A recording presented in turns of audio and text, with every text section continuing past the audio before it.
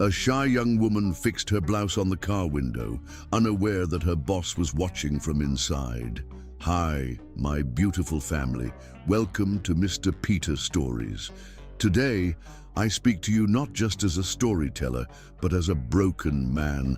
I am deeply, painfully upset. For days, no, for months, I've been carrying the weight of this channel on my shoulders, working 16 to 18 hours every single day. I've sacrificed my health, my peace, my sleep, all to bring you stories filled with love, fire, and passion. Stories that come from my soul, but my heart is breaking. Because most of my family here, you, the ones I believed in, are silent. YouTube is pushing us away. They're burying our voice. I've begged, pleaded 1,000 times. Please subscribe to this channel. This is your home. This is our family. But still, so many watch and walk away. Fake channels are stealing my name. They are stealing my voice, my face, my blood and sweat, and still, many of you support them more than the real Mr. Peter. I feel invisible in the very home I built with love. And if things continue like this, if for 10 more days nothing changes, you may never hear from Mr. Peter again. I don't want to say goodbye, but I'm tired. So tired. But for now, I will hold on for you. I will speak one more story into the wind, because even if only one heart is listening, that heart matters to me. Let's begin today's story from a place of love, sorrow, and hope. The early October morning was crisp, with golden sunlight filtering through the trees that lined the quiet street where Harmony Books stood. Mila Moon hurried down the sidewalk, her heart racing. Today was her first day at the bookstore, and she was determined to make a good impression. She paused in front of the shop, taking a deep breath to calm her nerves. A quick glance at her watch confirmed she was 15 minutes early. Perfect. But as she reached for the door handle, she caught her reflection in the window of a sleek black car parked nearby. Her blouse had a button undone, revealing more than she'd intended. Mortified, Mila glanced around the empty street before quickly moving to the car window to fix herself. She adjusted her collar and smoothed down the front of her blouse, using the tinted glass as a mirror. There, she whispered to herself with a satisfied smile, tucking a loose strand of her curly hair behind her ear. Now I look professional. Just as she finished, the car window began to lower. Mila froze, her eyes widening in horror as the glass descended to reveal a man sitting inside. Not just any man, but one whose photograph she'd seen on the bookstore's website. Harry Mason, the owner of Harmony Books. His gaze met hers, a hint of amusement playing at the corners of his mouth. "Good morning," he said, his voice deep and surprisingly gentle. "You must be Mila, our new literature specialist." Mila's cheeks burned with embarrassment. She wanted to disappear, to melt into the sidewalk beneath her feet. Yes, that's me," she managed to say, her voice barely above a whisper. "I'm so sorry, I didn't realize." "No need to apologize," Harry said, stepping out of the car. He was tall, his presence commanding yet not intimidating. He wore a casual blue sweater that complemented his fair complexion, and his smile was genuine. "I was just enjoying the quiet before opening up." There was something in the way he looked at her, not with judgment but with curiosity, that made her racing heart slow down just a bit. For a brief moment, as the morning sun caught his profile, Mila felt a strange flutter in her stomach that had nothing to do with embarrassment. "First days can be nerve-wracking," he continued, reaching for his messenger bag from the passenger seat. "I still remember mine. I knocked over an entire display of Jane Austen novels trying to impress a customer." His admission of imperfection, freely given to put her at ease, touched something in Mila. She found herself smiling despite her embarrassment. "Thank you," she said softly. "I promise I'll try not to demolish any literary classics today." Harry laughed, the sound warming the space between them. Well, if you do, make sure it's something controversial. Maybe James Joyce.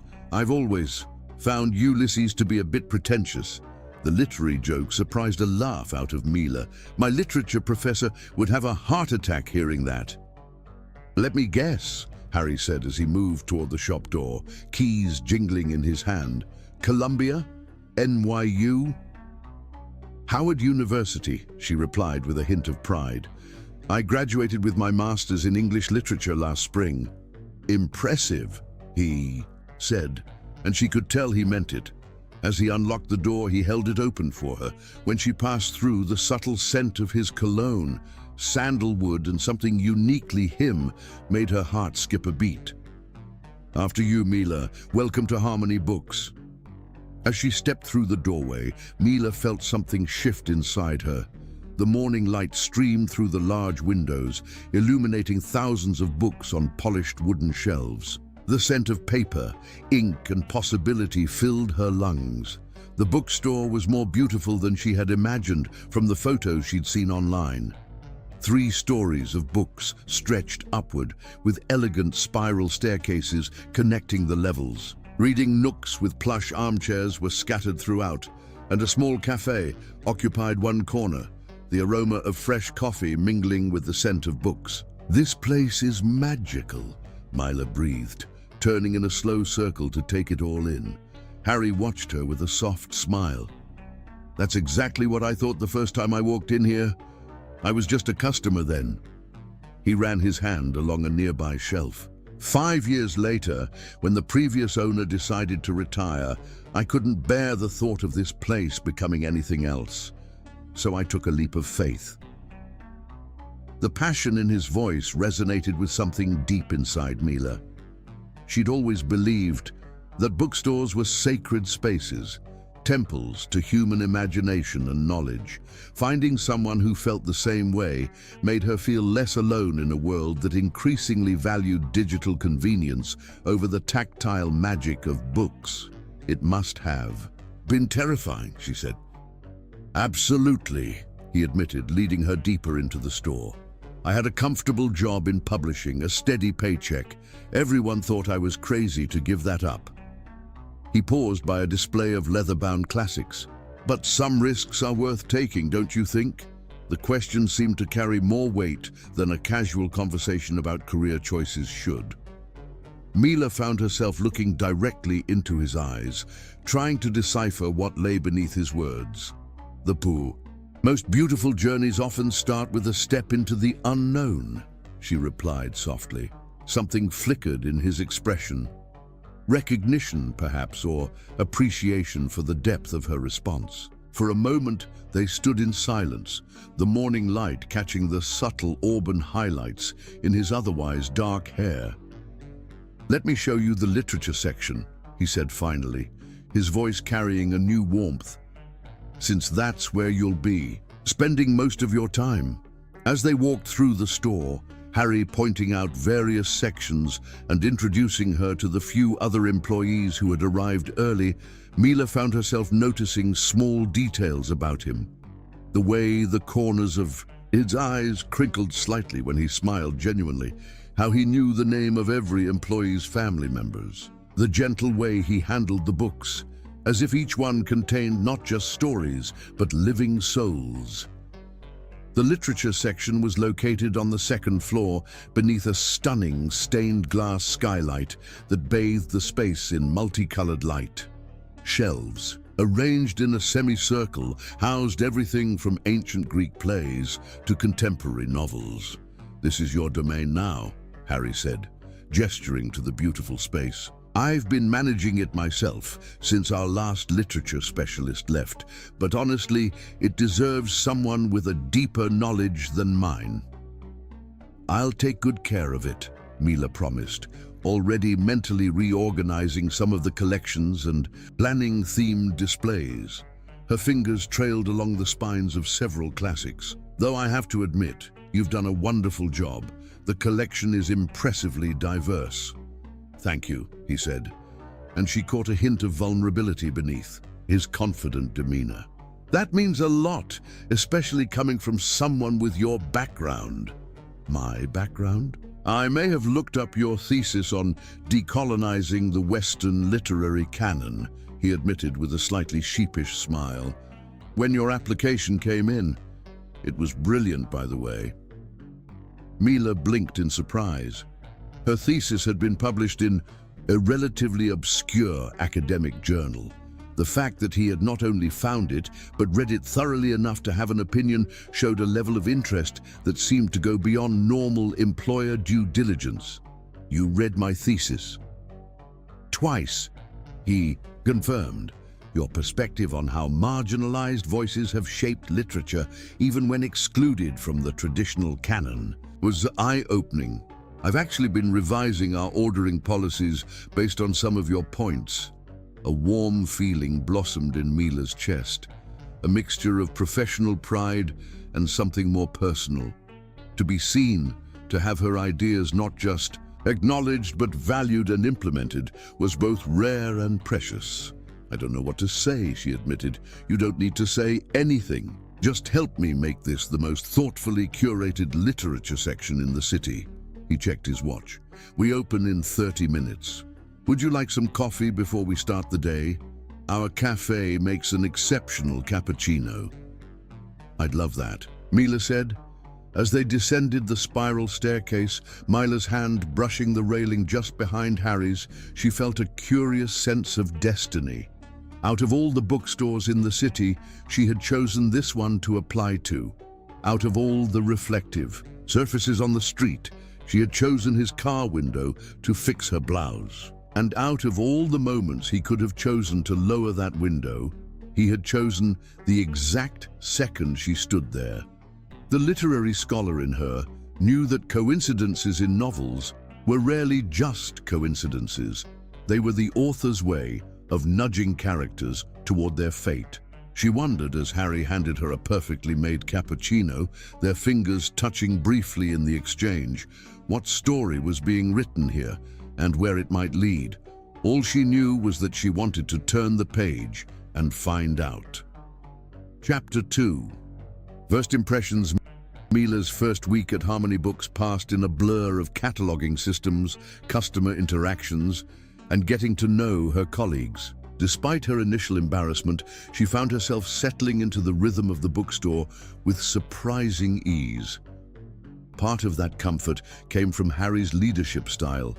He was hands-on, without being controlling, offering guidance when needed, but trusting her expertise with the literature section.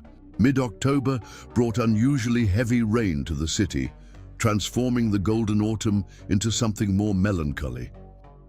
Mila had almost convinced herself that the strange flutter she felt whenever Harry was near was simply admiration for a good boss. Until the afternoon, the skies opened up without warning. Mila had stepped out during her lunch break to grab a sandwich from the deli down the street. Lost in thought about a new display she was planning for contemporary women poets, she'd failed to notice the darkening clouds. Halfway back to the bookstore, the first heavy drops began to fall. By the time she was a block away, the gentle shower had transformed into a torrential downpour. She ran the final distance, arriving at Harmony Books thoroughly soaked, her carefully arranged curls plastered to her head, her light cotton dress clinging uncomfortably to her skin. Standing in the entrance, dripping onto the welcome mat, she felt like a waterlogged cat. "That doesn't look like a 5-minute shower," came Harry's voice from behind the register. "The weather app said 0% chance of rain today," Mila said, trying to wring out her hair without creating an even bigger puddle. "I should have known better than to trust technology over my grandmother's aching knees. She always says they're more reliable than any meteorologist." Harry laughed, the sound warming her despite her drenched state. "Your grandmother sounds like a wise woman." He disappeared into the back office, returning a moment later with a navy blue sweater and a small towel. "Here, the bathroom's through there if you want to dry off a bit." Mila accepted the offerings gratefully. "Thank you. I'll try not to drip all over your beautiful hardwood floors." "The floors have seen worse," he assured her. "Take your time." In the small employee bathroom, Mila peeled off her wet cardigan and used the towel to blot her hair and skin as best she could. Her dress was damp, but not completely soaked through. She slipped Harry's sweater over her shoulders immediately, enveloped in warmth and the same sandalwood scent she'd noticed on her first day. The sweater was comically large on her, the sleeves extending well past her fingertips, but there was something profoundly comforting about being wrapped in its soft embrace. She rolled up the sleeves and caught her reflection in the mirror, her skin glowing from the rain, her eyes bright, Harry's sweater making her look small and somehow protected. When she emerged, Harry was waiting with a steaming mug of tea. "Ginger and honey," he explained as he handed it to her. "My mother's cure for everything from rainstorms to broken hearts." "Thank you," Mila said, inhaling the spicy, sweet aroma. "For everything. I must look a mess." Harry studied her for a moment, his gaze so intent that Mila felt her cheeks warm. "Actually," he said softly, "you look like a heroine in a Victorian novel, the kind who gets caught in the rain and ends up finding adventure." The literary reference made her smile, hopefully with fewer consumption-related plot twists. "Definitely. Fewer consumptive heroines in my bookstore," Harry agreed with a grin. "It's bad for business." He glanced toward the window, where the rain continued to pour in sheets. "It doesn't look like it's letting up. What time does your shift end?" "5, Mila said, following his gaze to the deluge outside. "Mine too. I can give you a ride home if you'd like." The offer was practical, sensible even, but something about the prospect of being alone with Harry in the intimate space of his car made Mila's heart race. "That's very kind, but I don't want to put you out of your way." "It's no trouble," Harry assured her. "Besides, I'd worry about you swimming home in this weather." Mila laughed. "My apartment's in Brookfield. Is that too far?" "Not at all. I'm in Westbridge, just one neighborhood over." He smiled, and Mila had the distinct impression that he was pleased by this geographical coincidence. The rest of the afternoon passed in a curious mixture of anticipation and nervous energy. Mila found herself glancing at the clock more often than usual, counting down the hours until 5. She told herself it was simply eagerness to get home and into dry clothes, but the flutter in her stomach when Harry caught her eye across the store suggested otherwise.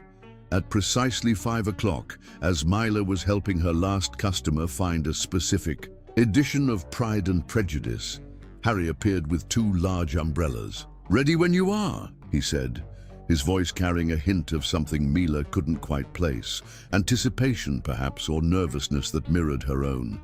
They waited until Sophie, the evening manager, arrived to take over before heading out. The rain had subsided to a gentle drizzle, but the sky remained heavy with clouds that promised more to come. "My car's just around the corner," Harry said, opening one of the umbrellas and holding it over Mila. "Stay close. These sidewalks get slippery." As they walked, Mila was acutely aware of Harry's proximity. To stay under the umbrella's protection, they had to walk nearly shoulder to shoulder. Occasionally, their arms would brush, sending a current of awareness through her that had nothing to do with static electricity. "So, what do you think of Harmony Books so far?" Harry asked as they navigated a particularly large puddle. "Honest opinion, I can take it. I love it," Mila said without hesitation. "It's everything a bookstore should be. Welcoming, diverse, a little magical. The way you've organized the sections shows real thought, not just alphabetical convenience. And your staff genuinely cares about connecting readers with the right books." Harry looked pleased. "That's the highest compliment you could give. When I took over, I wanted to create a space where books weren't just products but possibilities. You've succeeded. I especially love the children's section. The reading nook with the painted sky ceiling. Pure genius." "That was actually my sister's idea," Harry admitted. "She's an elementary school teacher, said that kids need to feel like they're entering another world when they read." He stopped beside a black car that Mila recognized with a start. as the same one from her first day. Here we are. He opened the passenger door for her, holding the umbrella to ensure she didn't get wet again. As Mila settled into the leather seat, she was struck by the reversal of their positions from that first morning. Now she was inside the car looking out, rather than outside looking in.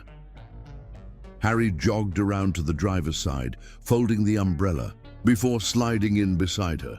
In the confined space of the car, his presence seemed larger somehow, more immediate. Droplets of rain glistened in his hair, and when he turned to her, a brief smile created a single dimple in his right cheek that Mila hadn't noticed before. "Brookfield, you said?" "Yes, the apartment complex on Maple Street." As Harry navigated through the rain-slicked streets, they fell into conversation as easily as old friends. Mila learned that he had studied comparative literature before going into publishing, that he had a sister and brother, both younger than him, that he played piano but claimed to be terrible at it, and that he'd wanted to own a bookstore since he was 10 years old and had built a miniature one in his bedroom, charging his siblings pennies to borrow his books. In return, she told him about growing up in Baltimore with her grandmother after her parents' accident when she was 12, her father a jazz saxophonist, her mother a classical violinist, about her passion for stories that traversed cultural boundaries, about her dream of eventually writing a novel of her own. "What kind of novel?" Harry asked, genuinely interested. "A love story," Mila admitted, feeling uncharacteristically shy about this revelation. "But not the typical kind. I want to write about love that transforms, that sees people for who they truly are." Harry glanced at her, his expression thoughtful. "The best love stories are always about seeing, aren't they? Not just the surface, but the essence." "Exactly," Mila said, surprised and pleased by his understanding. "That's exactly it." The rain had intensified again, drumming on the roof of the car, creating a cocoon of sound that made their conversation feel even more intimate. As they stopped at a red light, a crack of thunder rumbled overhead, followed by a brilliant flash of lightning that illuminated Harry's profile in stark relief. The straight line of his nose, the curve of his lips, the angle of his jaw.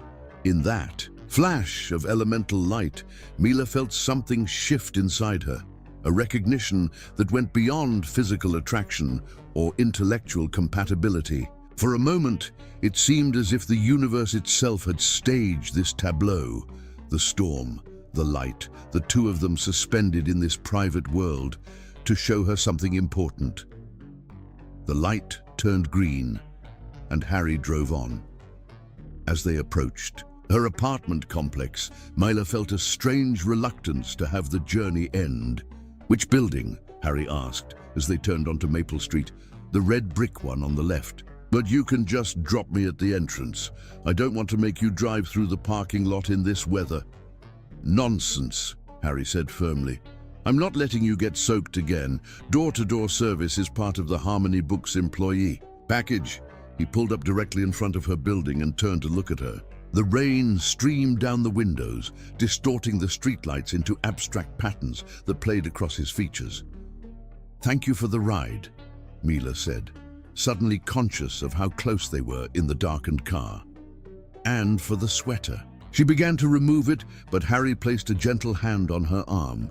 "Keep it for now," he said softly. "It looks better on you anyway." Their eyes met in the dim light, and for a heartbeat, Mila thought he might lean closer.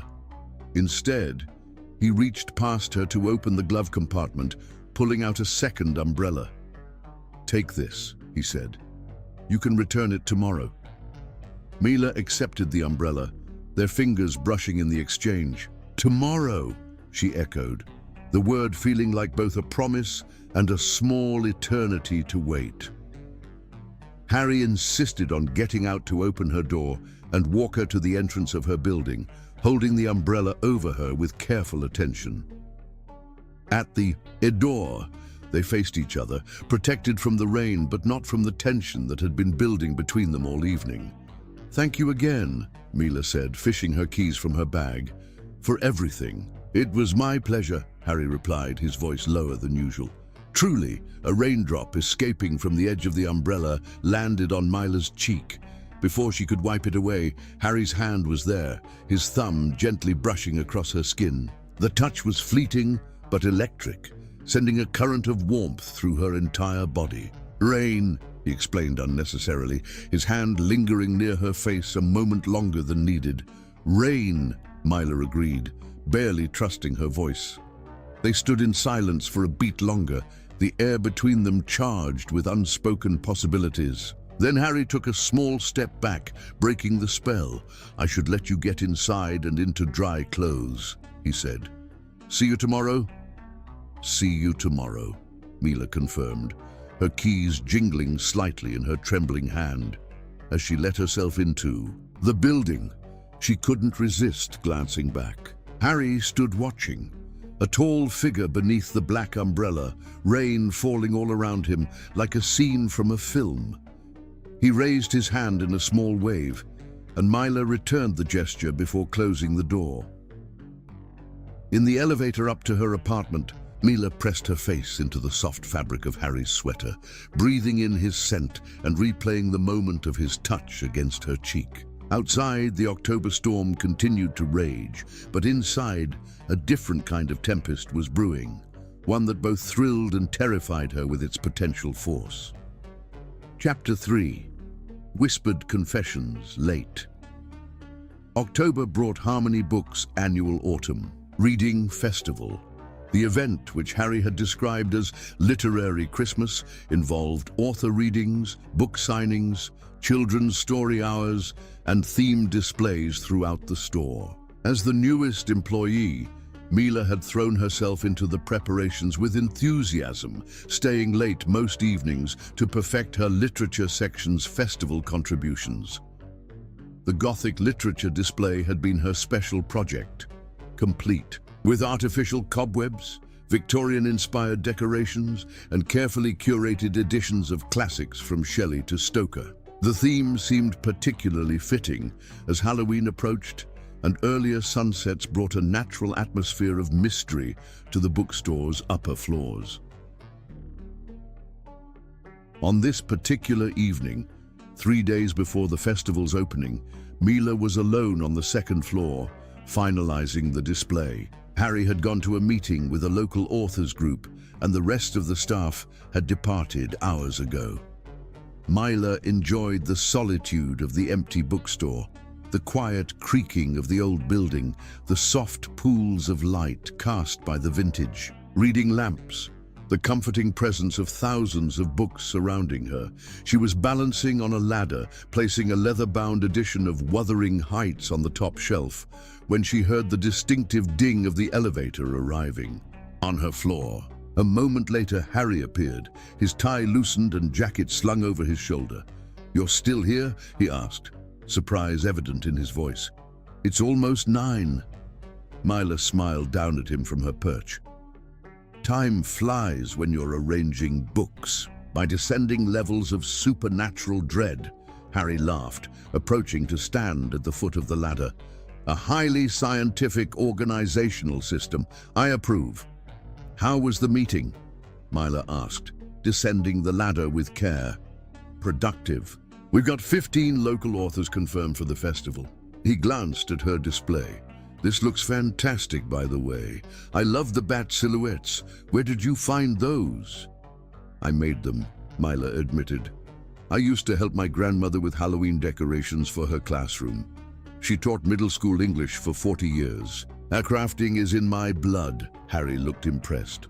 "Multi-talented as well as brilliant. Harmony Books hit the jackpot when you applied." The compliment warmed Mila more than it should have. Over the past 2 weeks since the rainy day, they had maintained a strictly professional relationship at work, though she often caught him watching her when he thought she wasn't looking. "I'm hoping to create the perfect atmosphere for our late-night Gothic reading," she said, redirecting the conversation to safer ground. Harry's eyes crinkled with amusement. "Planning to scare our customers. Just enough to make them want to keep the lights on while reading." Mila replied with a grin. Fear is an underrated reading enhancement. As she reached the bottom of the ladder, her foot slipped slightly on the rung. Harry's hands immediately went to her waist to steady her, strong and sure. The sudden contact made Mila's breath catch. For a moment, they remained frozen in that position. Mila on the ladder's lowest rung, Harry's hands at her waist, their faces unexpectedly level. "Careful," he murmured, his voice lower than usual. "Thank you," Mila replied, equally soft. Neither moved to break the contact. Harry's eyes, illuminated by the warm lamplight, searched hers with an intensity that made her heart race. Mila became acutely aware of the warmth of his hands through the thin fabric of her blouse, the slight scent of coffee on his breath, the way his gaze dropped briefly to her lips before returning to her eyes.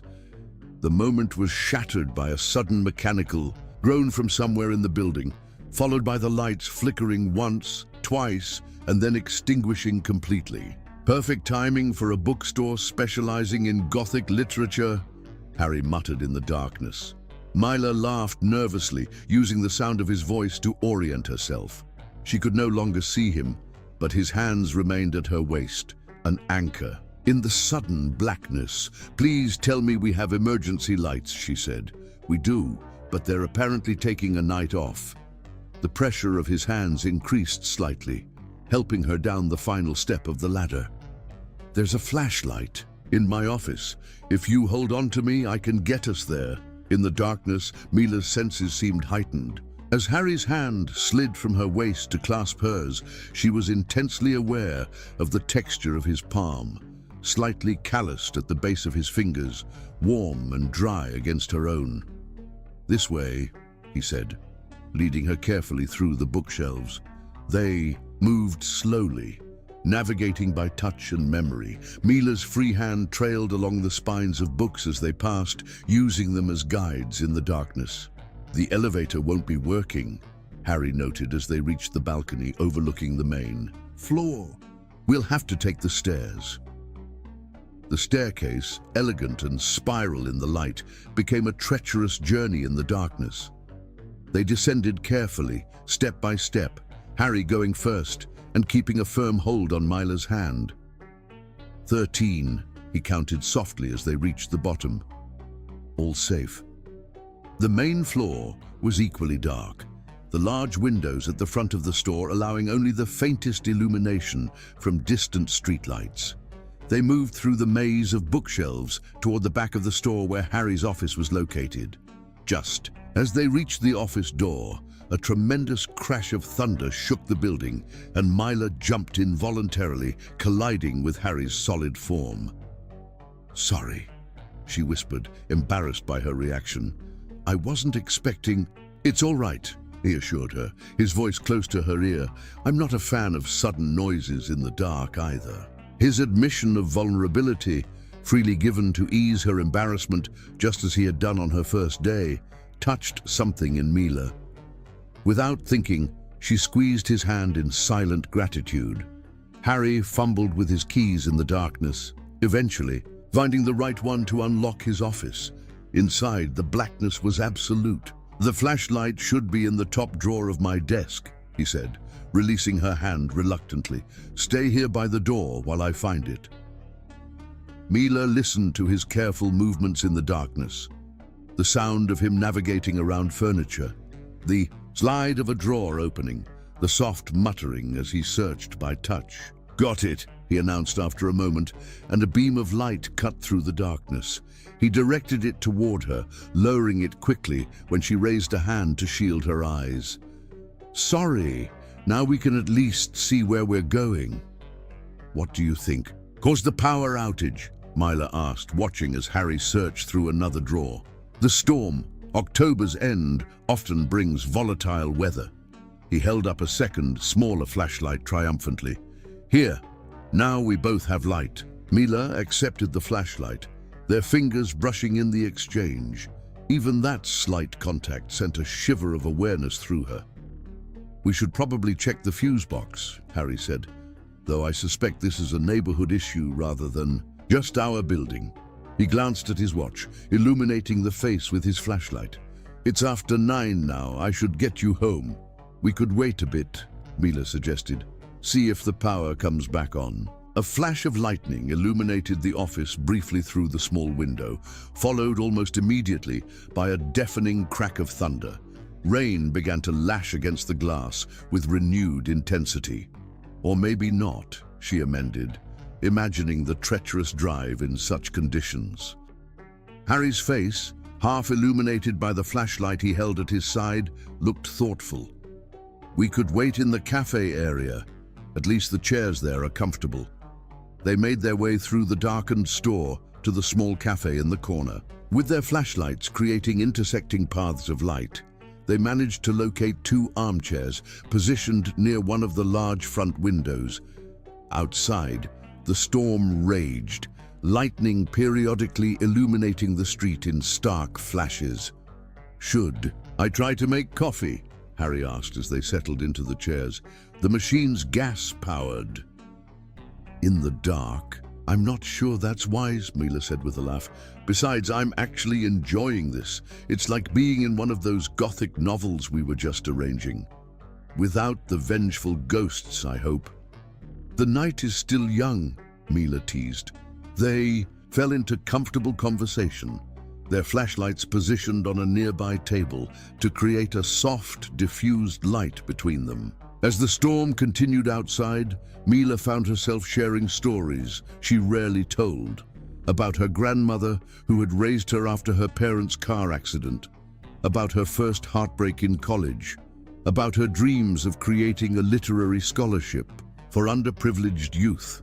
In turn, Harry revealed his own closely held truths, his father's disappointment when he chose literature over law, his brief, failed marriage in his 20s to a woman who had found his passion for books quaint but impractical, his quiet fear that physical bookstores would eventually become obsolete in the digital age. "That won't happen," Mila said firmly, "not to places like Harmony.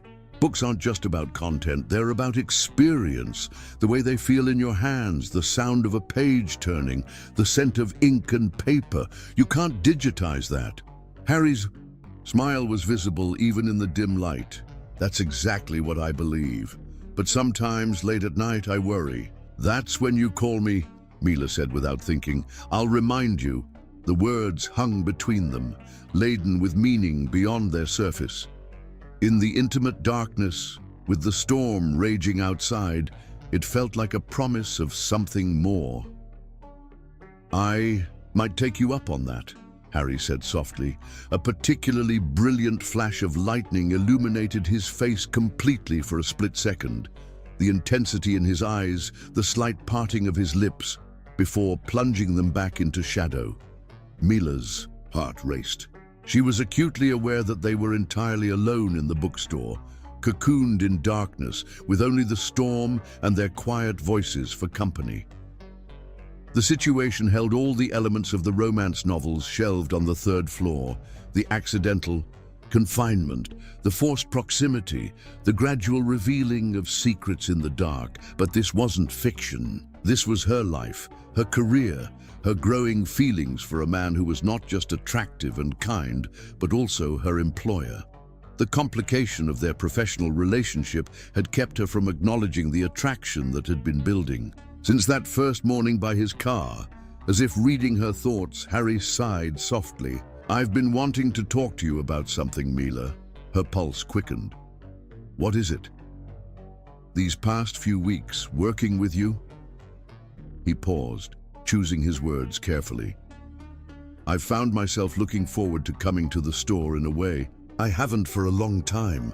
"I've enjoyed working here too," Mila said, deliberately keeping her response professional despite the flutter in her stomach. "It's not just about work," Harry continued, his voice lowering. He was interrupted by the sudden restoration of power, lights flickering on throughout the store. The abrupt brightness made them both blink, the spell of darkness broken by the harsh reality of fluorescent illumination. For a moment, They stared at each other across the now-lit space between their chairs. Without the concealing shadows, Mila felt exposed, vulnerable, as if her growing feelings were written plainly on her face for Harry to read. Harry cleared his throat, sitting up straighter in his chair. "Well, that's fortunate timing. Now I can drive you home safely." The professional tone had returned to his voice. The moment of intimacy passed. Mila felt a pang of disappointment, even as she recognized the wisdom in his retreat. "Yes, of course," she agreed, rising from her chair.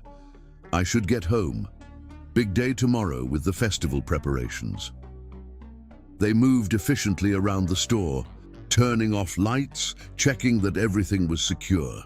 The easy camaraderie of their darkened conversation had been replaced by a careful politeness that maintained professional boundaries. In the car, the rain still pelting the roof, Harry turned to her before starting the engine. "Mila, about what I was saying before." She held her breath, waiting. "I just want you to know that I value your contribution to Harmony Books enormously. Your ideas for the festival have been outstanding." It wasn't what he had been about to say in the darkness. They both knew it, but it was safer, cleaner, less complicated. "Thank you," Mila said, trying to hide her disappointment. "That means a lot coming from you." As Harry drove her home through the storm-lashed streets, Mila gazed out the window at the blurred lights of the city. In the Gothic novels she loved, confessions made in darkness often returned to haunt the light of day.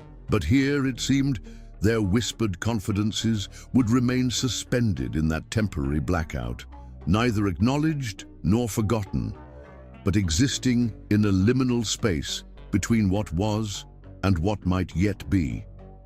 When they reached her apartment building, Harry insisted on walking her to the door with an umbrella, just as he had that first rainy evening. At the entrance, they paused, rain drumming on the fabric above them.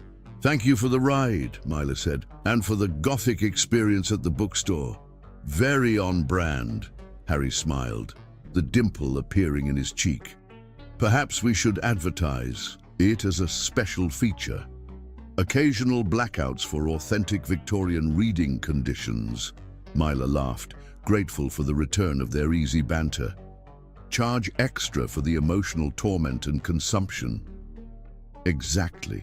They stood in silence for a moment, neither quite ready to separate despite the late hour and the continuing storm. "Mila," Harry began, his expression growing serious, "the things we talked about tonight, I want you to know they stay between us. I don't usually share so much of myself with—" He hesitated, searching for the right word. "With employees," Mila suggested, trying to keep her voice light despite the sudden heaviness in her chest. "With anyone," Harry corrected softly. His eyes held hers, communicating something his professional boundaries wouldn't allow him to say aloud. "You're easy to talk to, Mila.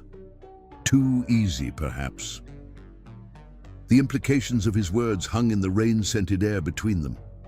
Mila's heart beat, a rapid tattoo against her ribs as she recognized the meaning beneath his careful phrasing, that he felt the same attraction, the same dangerous pull towards something more than a professional relationship.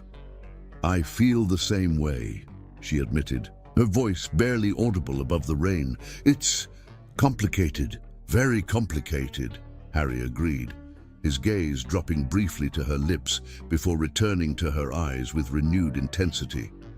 For a breathless moment, Mila thought he might close the distance between them, professional complications be damned. Instead, he took a small step back, his free hand sliding into his pocket as if to physically restrain himself. "Good night, Mila," he said gently. "I'll see you tomorrow." "Good night, Harry," she replied, understanding and respecting his restraint, even as a part of her longed to ignore the sensible boundaries between them. As she entered her building, she glanced back to see him still standing there, a solitary figure beneath the black umbrella with rain falling all around him, just as he had been that first evening. Only this time, His expression held a longing that mirrored her own, visible even through the curtain of rain that separated them. In her apartment, Mila leaned against the closed door, her mind replaying their evening in the darkened bookstore. The whispered confessions, the charged silences, the things said and unsaid. Outside, the storm continued to rage, a fitting backdrop to the tempest building within her own heart. Chapter 4. Moonlight Serenade, the Autumn Reading Festival at Harmony Books, had been an unqualified success. For 3 days at the end of October, the store had buzzed with activity. Authors reading from their works, children gathered for storytelling sessions, customers browsing specially curated displays. Mila's Gothic literature section had been particularly popular, with the late-night reading of classic horror stories attracting a standing-room-only crowd. Now, on Halloween night, as the clock ticked past closing time, an exhausted but satisfied quiet had settled over the bookstore. Most of the staff had already departed for various costume parties and celebrations, leaving only Mila to finish returning a few misplaced books and Harry to complete the day's accounting in his office. Mila moved through the empty store, enjoying the peaceful aftermath of the festival's cheerful chaos. The past week had been so hectic that she and Harry had barely exchanged more than professional pleasantries, their intimate conversation during the blackout seemingly pushed aside by the demands of the event. Yet she had caught him looking at her across crowded rooms, his eyes finding hers in unguarded moments before one or both of them would look away. The tension between them remained, unaddressed but undeniably present. As she shelved the last stray book in the poetry section, Mila found herself humming softly, an old jazz standard her father used to play on lazy Sunday mornings. The melody brought back memories of sunlight streaming through windows, the scent of coffee and her mother's pancakes, the warm security of family before tragedy had altered that landscape forever. Lost in the memory and the music, Mila didn't immediately register that she had begun singing aloud, her voice rising and falling. With the melancholy beauty of the song, she moved through the dimly lit store, trailing her fingers along bookshelves as she sang, unaware that she was no longer alone. "The way you look tonight," came Harry's voice from behind her. "One of my favorites." Mila turned, startled and embarrassed to find him standing at the base of the spiral staircase, watching her with an expression of genuine wonder. "I didn't realize anyone was listening," she said, feeling heat rise to her cheeks. "Sorry about that." "Don't apologize," Harry said, moving toward her. "You have a beautiful voice. Where did you learn to sing like that?" Mila shrugged, still embarrassed but pleased by his admiration. "My father was a musician, jazz saxophone. Music was always part of our home." "He taught you well," Harry said, stopping a few feet away from her. The moonlight streaming through the skylights cast dappled shadows across his face, highlighting the planes of his features in silver and shadow. "Would you sing a little more, please? The store's empty, and after the madness of the festival, I could use something beautiful." There was a vulnerability in his request that Mila couldn't refuse. Taking a deep breath, she began to sing again, her voice gaining confidence as the familiar melody filled the space between them. The acoustics of the empty bookstore gave her voice a richness that surprised even her, the notes seeming to dance among the shelves and spiral upward through the atrium. As she reached the chorus, Harry moved closer, his expression transfixed. To her astonishment, he began to hum along, his deep voice harmonizing perfectly with hers. When she faltered slightly in surprise, he picked up the melody, his rich baritone carrying the song forward. "You didn't tell me you could sing," Mila said when they finished the verse together, her voice barely above a whisper. "I don't." "Not really," Harry replied with a self-conscious smile. "But my mother insisted on piano lessons, and singing came with the territory." You're good, Mila insisted. Really good. Harry's smile widened, a flash of boyish charm breaking through his usual composed demeanor. We're good together, he said, then quickly clarified. Our voices, I mean. The slip created a moment of charged silence between them, the double meaning hanging in the moonlit air. Rather than retreat from it, Harry held out his hand. Dance with me, he asked, his voice soft but steady. Mila looked at his outstretched, and knowing that accepting it would cross a line they had been carefully towing since the night of the blackout. The professional barrier between them had already begun to crumble, but this would be a deliberate step across the threshold. There's no music, she whispered, even as her hand moved toward his of its own accord. We'll make our own, Harry replied, his fingers closing gently around hers. As he drew her closer, placing his other hand lightly on her waist, Mila felt the last of her reservations dissolve. They began to sway together in the silent bookstore, their movements creating a whisper of sound against the wooden floor. After a moment, Harry began to hum again, the same melody she had been singing, and Mila joined him, their voices twining together in the moonlight. They moved between the bookshelves, their dance unhurried and intimate.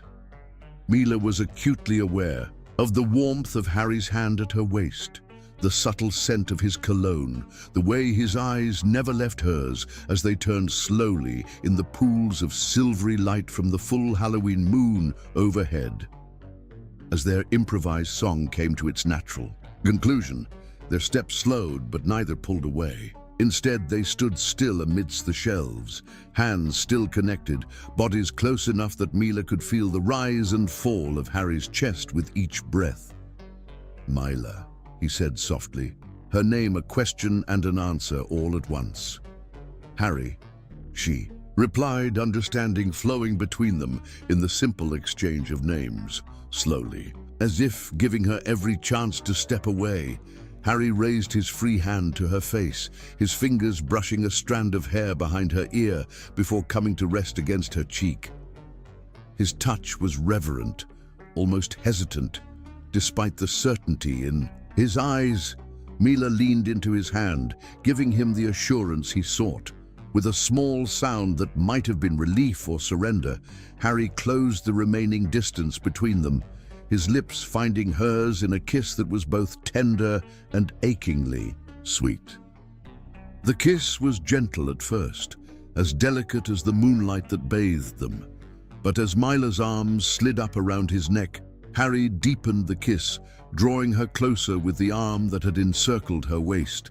The hand at her cheek slid into her hair, cradling the back of her head as if she were something infinitely precious. When they finally parted, both slightly breathless, Harry rested his forehead against hers, his eyes closed as if savoring the moment. I've been wanting to do that since I saw you fixing your blouse in my car window, he admitted with a small laugh. I've been wanting you to do that since you helped me down from that ladder in the dark, Mila replied, her hands resting lightly on his chest. Feeling the strong, steady beat of his heart beneath her palm, Harry opened his eyes, his gaze serious despite the smile lingering on his lips. This complicates things, doesn't it? It does, Mila agreed, her own expression sobering. You're my boss. I don't want to take advantage of that position, Harry said, his thumb tracing a gentle pattern on her cheek, or put you in an uncomfortable situation. You haven't, Mila assured him. This feels... She searched for the right word, settling on the simplest truth. Right. It feels right. Harry's smile returned, warming his expression. It does, doesn't it? Like finding the perfect word in a sentence you've been struggling to write. The literary metaphor made Mila laugh softly. Of course you'd compare it to writing. What would you compare it to? Harry asked, curious. Mila thought for a moment. Like hearing a piece of music for the first time and recognizing it somehow, as if you've known it all along. Harry's expression softened. I like that better, he murmured, before leaning in to kiss her again, more confidently this time. This kiss spoke of discovery and desire, a mutual exploration that left them both wanting more. When they pulled apart, Mila could see the same hunger in Harry's eyes that she felt burning through her veins. "We should probably leave the store before I forget all about professional boundaries entirely," Harry said, his voice husky. Mila nodded, though she made no move to step out of his embrace. "Probably. I could drive you home," he suggested, his fingers playing with a curl at the nape of her neck.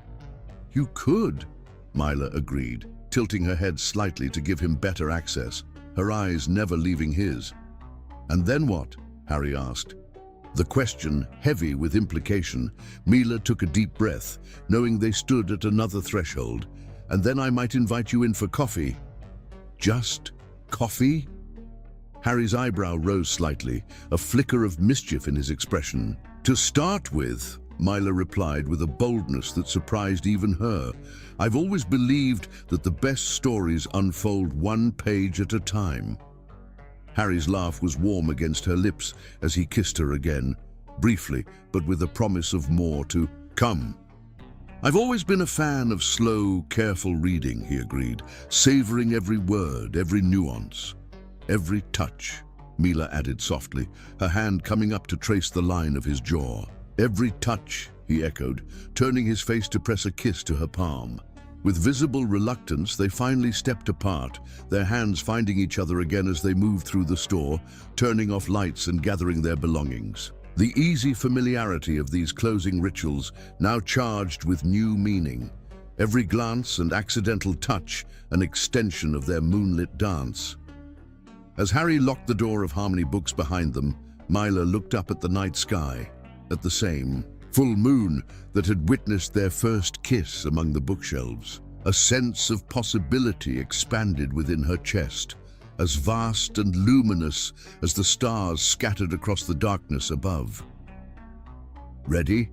Harry asked, his hand outstretched once more.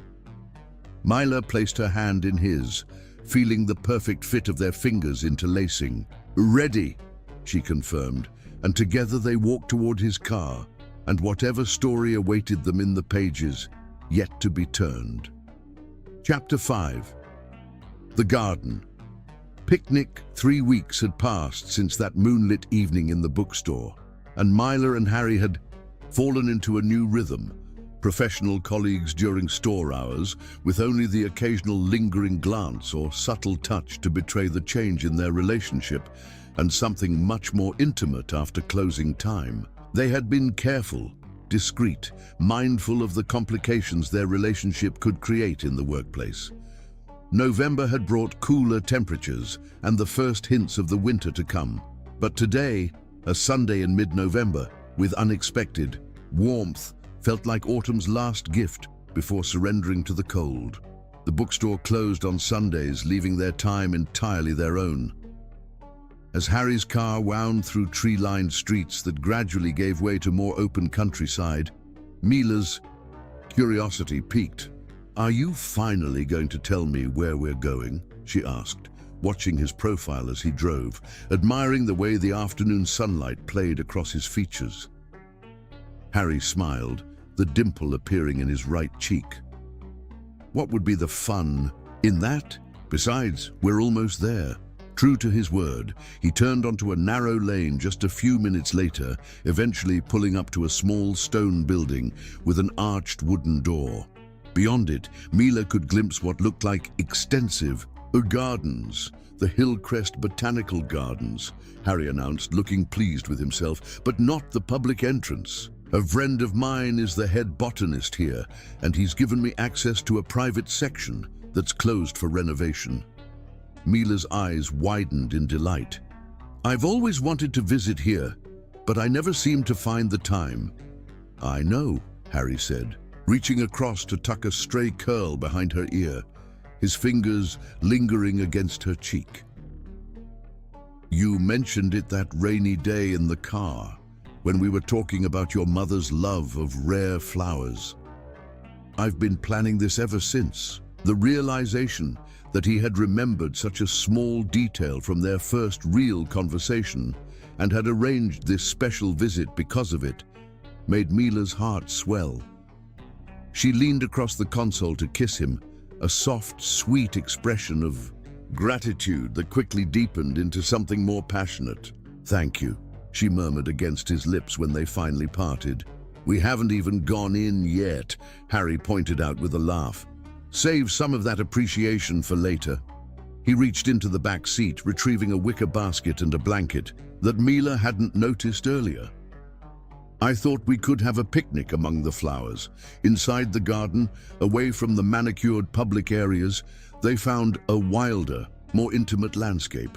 Paths winding through stands of tall grasses and late-blooming wildflowers, secluded benches nestled beneath trees with the last of their autumn foliage, and small clearings carpeted with soft moss. The renovation work was clearly focused on a different section, leaving this area peaceful and completely deserted.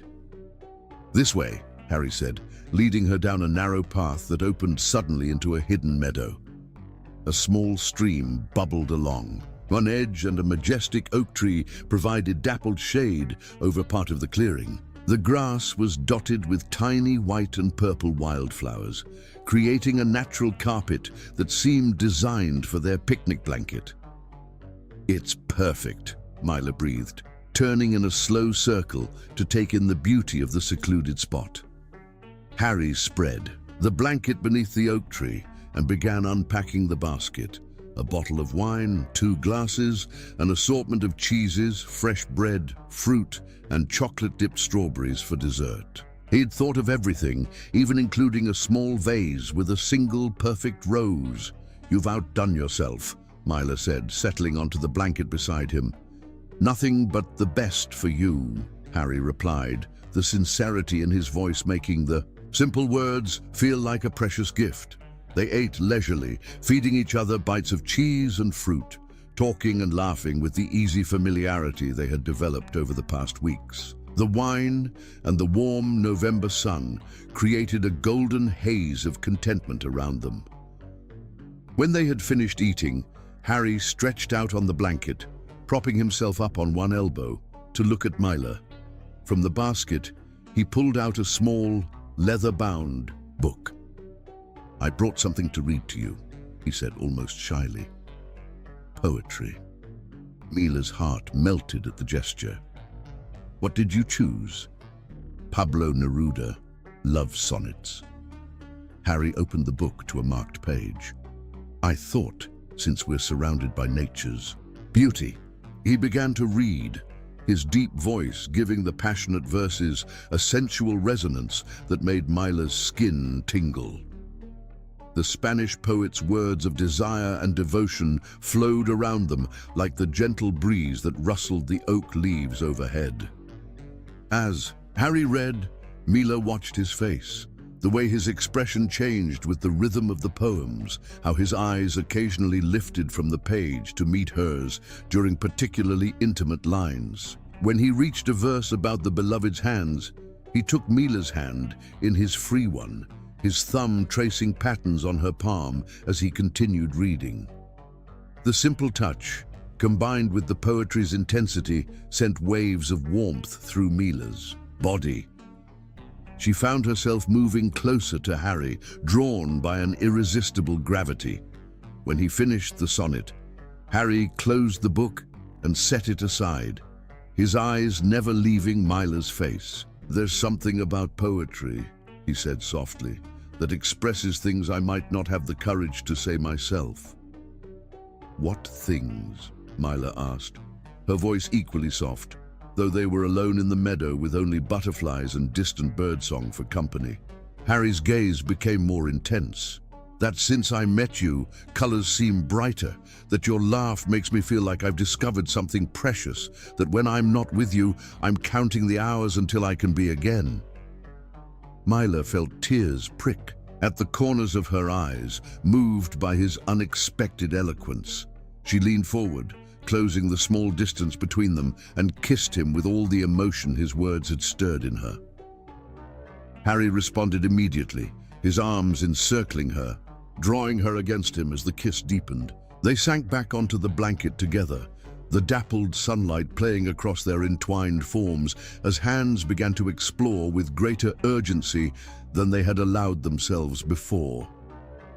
Mila found herself lost in sensation, the solid warmth of Harry's body against hers, the gentle touch of his fingers as they traced the curve of her hip, the taste of wine on his lips as he kissed a path down her neck. The poetry he had read seemed to flow through her veins, igniting a fire that had been smoldering since that first moonlit kiss in the bookstore. They moved together on the blanket, boundaries dissolving with each caress, the secret garden cocooning them in privacy and beauty. Harry's hands trembled slightly as they explored the gentle curves of Mila's body, his touch reverent yet increasingly urgent. "Are you sure?" he whispered against her neck, his breath warm against her skin. Mila answered, by guiding his face back to hers, her kiss conveying everything words could not. In this moment, in this hidden paradise, nothing existed but the two of them, their connection transcending the physical, merging hearts and souls as completely as their bodies longed to merge. A distant roll of thunder broke the spell, causing them both to look up at clouds that had begun to gather on the horizon. Harry sighed, resting his forehead against Mila's. "Nature's timing leaves something to be desired," he murmured with a rueful smile. Mila laughed softly, her fingers playing with the hair at the nape of his neck. "Perhaps it's reminding us that some things are worth savoring slowly." Harry's eyes darkened at her words. "You're right," he agreed, pressing a gentle kiss to her lips. "And I want everything about us to be perfect." They reluctantly separated, straightening clothing and hair with shy smiles and lingering touches. As Harry began to pack up their picnic, the first fat raindrops fell, spattering the blanket. "Should hurry," Mila said, helping him gather their things. But Harry suddenly paused, looking at her with such intensity that Mila felt it like a physical touch. "Dance with me first," he said, holding out his hand. "In the rain?" Mila asked, surprised, but already placing her hand in his. "Especially in the rain," Harry replied, pulling her close as the shower intensified, cool droplets cascading over them. They moved together in a slow circle, their impromptu dance accompanied by the percussion of raindrops on leaves and the distant rumble of thunder. Water plastered Mila's dress to her skin and turned Harry's shirt translucent, but neither cared as they held each other, faces tilted upward to the cleansing rain. "I'm falling in love with you, Mila Moon," Harry said suddenly, his voice barely audible above the storm, but his words clear as crystal to Mila's heart. "I think I have been since that first morning when you fixed your blouse in my car window." Mila's breath caught at the naked emotion in his eyes, at the vulnerability of his admission. She reached up to touch his face, raindrops mingling with the tears of joy that had begun to flow. "I'm falling in love with you too, Harry Mason," she replied, her voice steady despite the trembling of her heart. "More deeply than I ever thought possible." Their kiss tasted of rain and truth and the sweet promise of a future neither had dared imagine before this moment. Around them, the garden glistened, every drop of water capturing the world in miniature. Their world, newly born in the cathedral of nature. Later, drenched and laughing, they ran back to the car, the picnic basket bumping against Harry's leg, the blanket a sodden bundle under Mila's arm. In the shelter of the vehicle, Harry turned to Mila, reaching out to brush a wet strand of hair from her cheek. "I don't want this day to end," he confessed. "It doesn't have to," Mila replied simply, her hand covering his where it rested against her face. "Come home with me." The drive back to the city seemed both endless and too short, their hands clasped on the console between them, the air heavy with anticipation. When they finally reached Mila's apartment, soaked clothes were abandoned in a trail from the door to the bedroom, where they discovered each other fully at last. No interruptions, no hesitations, just the perfect communion of two souls who had found their matching halves. Afterward, as they lay entwined beneath Mila's soft sheets, Harry traced lazy patterns on her bare shoulder, his expression one of wonder and contentment. "What are you thinking?" Mila asked, her head resting on his chest, listening to the steady beat of his heart. "That some stories really do have happy beginnings," Harry replied, pressing a kiss to the top of her head, "and that ours is just getting started." Outside, the rain continued to fall, a gentle backdrop to the new chapter they had begun writing together. A love story reflected not in car windows or bookstore moonlight, but in the depths of each other's eyes. Chapter 6.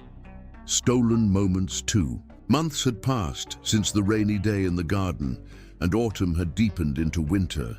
Mid-January brought the first heavy snow of the season, transforming the city into a glittering wonderland. Inside Harmony Books, preparations for the store's annual Winter Literary Gala were underway, an elegant evening event that brought together authors, publishers, and devoted readers to celebrate the year's literary achievements.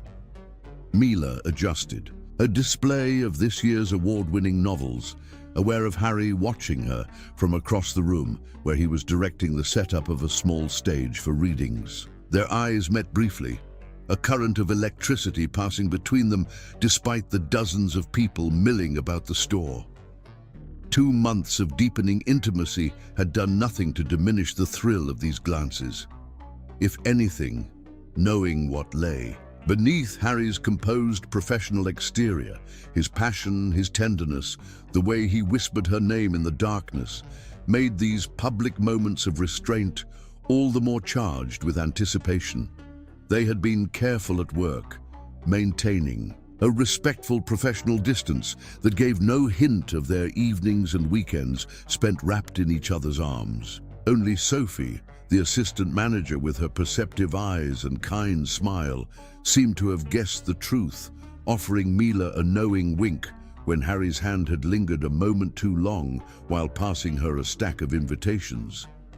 "Everything looks perfect," Harry said, approaching Mila's display after finishing with the stage setup. His voice was casual, appropriate for colleagues, but his eyes held the warmth reserved only for her. "You have an artist's eye for composition." "Thank you," Mila replied, equally professional, though she longed to reach out and straighten his slightly crooked tie. "I think we're almost ready for tonight." "Almost," Harry agreed. "Just a few finishing touches." He glanced around to ensure no one was within earshot before adding in a lower voice, "You're going to take my breath away in that dress you showed me." Mila felt heat rise to her cheeks at the memory of modeling the midnight blue evening gown for him in her apartment, and what had followed when he had helped her remove it again. "Behave yourself, Mr. Mason," she murmured, though she couldn't suppress a smile. "We have work to do." Harry's answering smile was both innocent and wicked. "I'm being the very model of professional restraint. For now." The promise in those last 2 words stayed with Mila throughout the afternoon as they completed the preparations. By 6 o'clock, the transformation of Harmony Books was complete. Soft lighting illuminated artfully arranged displays. White-clothed tables held champagne, flutes and elegant hors d'oeuvres, and discreet flower arrangements added color and fragrance to the space. "Go home and change," Harry told the staff as they gathered for a final review. "Everyone back by 7:30, please. Our guests arrive at 8. As the others dispersed, Harry caught Mila's hand briefly, out of sight behind a bookshelf. "I'll pick you up at 7, he said, his thumb brushing across her knuckles in a caress that sent shivers up her arm. "I'll be ready," she promised, allowing herself a moment to lean into him before reluctantly pulling away. At her apartment, Mila prepared with care, her excitement building with each step of her transformation. The midnight blue dress with its flowing skirt and fitted bodice that left her shoulders bare made her feel both elegant and sensual. She arranged her curls in a sophisticated updo, leaving a few tendrils loose to frame her face, and added the delicate sapphire earrings that had been her mother's, a treasured connection to the woman who had filled their home with music and beauty. Harry arrived precisely at 7, resplendent in a perfectly tailored black suit that emphasized his broad shoulders and trim waist. His reaction when Mila opened the door was everything she had hoped for. A moment of stunned silence, followed by an appreciative gaze that traveled slowly from her face to her silver heels and back again. "You are," he said finally, his voice husky with admiration, "the most beautiful woman I have ever seen." Mila smiled, her own gaze equally appreciative of how the suit transformed Harry's casual handsomeness into something breathtakingly sophisticated. "You clean up pretty well yourself, Mr. Mason." Harry stepped inside, closing the door behind him, his eyes never leaving hers. "We have to leave in 15 minutes to be back at the store on time," he said, advancing slowly toward her. 15 minutes, Mila echoed, already reaching for him, careful not to wrinkle his immaculate suit too badly. "Whatever shall we do with that time?" His answer was a kiss that was both tender and urgent, his hands cupping her face with exquisite gentleness despite the passion that radiated from him. Mila melted into him, mindful of her lipstick but unwilling to deny herself this moment of connection before the public performance of professional detachment that awaited them. When they finally separated, Harry's eyes were dark with desire. "You make me forget everything else," he murmured, his forehead resting against hers, "including very important literary galas." Mila laughed softly, smoothing his tie, which had indeed become crooked. "We'd better go before I'm tempted to suggest we skip the whole thing." The gala was a swirl of elegance and intellectual energy. Authors in evening wear discussing their craft, publishers scouting for new talent, readers starstruck in the presence of their literary heroes. Harmony books glowed with warmth and conversation, champagne flowing freely as connections were made and celebrated. Mila moved through the crowd with professional grace, discussing literature with authors and patrons alike, her knowledge and passion for books earning approving nods from the publishing professionals in attendance. Occasionally, she would catch glimpses of Harry doing the same, charming a reclusive poet, laughing with a local reviewer, raising a glass in toast with the mayor who had stopped by to support the cultural event.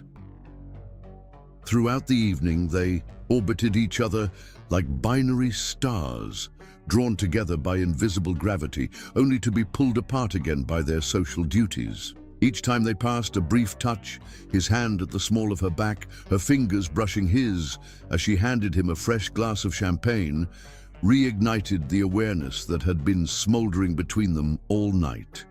After an hour of this exquisite torture, Mila found herself cornered by a particularly talkative literary critic whose theories on postmodern narrative techniques seemed endless. Nodding politely while her attention wandered, she suddenly felt the lightest touch on her bare shoulder, Harry passing behind her, his fingertips trailing across her skin in a caress that could have been accidental but was anything but. As he continued past without pausing, he murmured just loudly enough for her ears alone, "Rare book room, 5 minutes."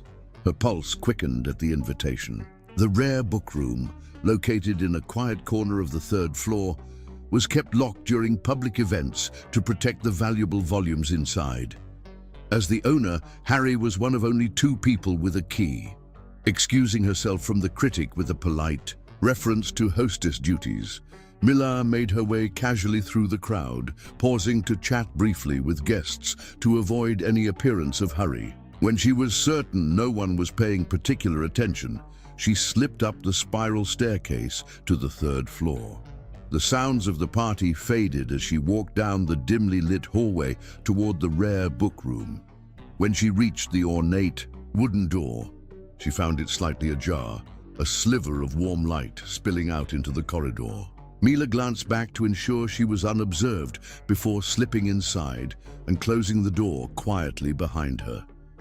The rare bookroom was a sanctuary of literary treasures, first editions protected in glass cases, ancient manuscripts preserved in climate-controlled displays, signed copies of classics arranged on special shelves. The lighting was subdued to protect the delicate pages, creating an intimate atmosphere of reverent hush. Harry stood by one of the display cases, his back to the door, apparently examining a leather-bound volume of Shakespeare's sonnets. At the soft click of the door closing, he turned, his expression transforming from composed host to something far more primal as he took in the sight of Mila standing there in her midnight blue gown. "I was beginning to think you weren't coming," he said, his voice low with anticipation. "And miss a private tour of the rare book collection?" Mila replied with a smile that held equal parts innocence and invitation. "I wouldn't dream of it." Harry moved toward her with deliberate slowness, his eyes never leaving hers. "Do you know what I was just reading?" he asked, gesturing toward the volume of sonnets. "Tell me," Mila said, not moving as he approached, enjoying the delicious tension of anticipation. "Shall I compare thee to a summer's day?" Harry quoted softly, stopping just inches from her. "Thou art more lovely and more temperate." Sonnet 18, Mila identified, her breath quickening. "Rather appropriate for a winter evening, don't you think?" "I was thinking more of the ending," Harry murmured, reaching out to trace the line of her collarbone with feather-light fingers. "So long as men can breathe or eyes can see, so long lives this, and this gives life to thee. Immortality through art," Mila whispered, shivering at his touch. "Immortality through love," Harry countered, his hand sliding up to cup the nape of her neck. "Some things are eternal, Mila. What I feel for you, I've never experienced anything like it." The sudden shift from playful seduction to heartfelt confession caught Mila off guard. She saw in Harry's eyes not just desire, but a depth of emotion that matched the growing certainty in her own heart. "Harry," she began, but he placed a gentle finger against her lips.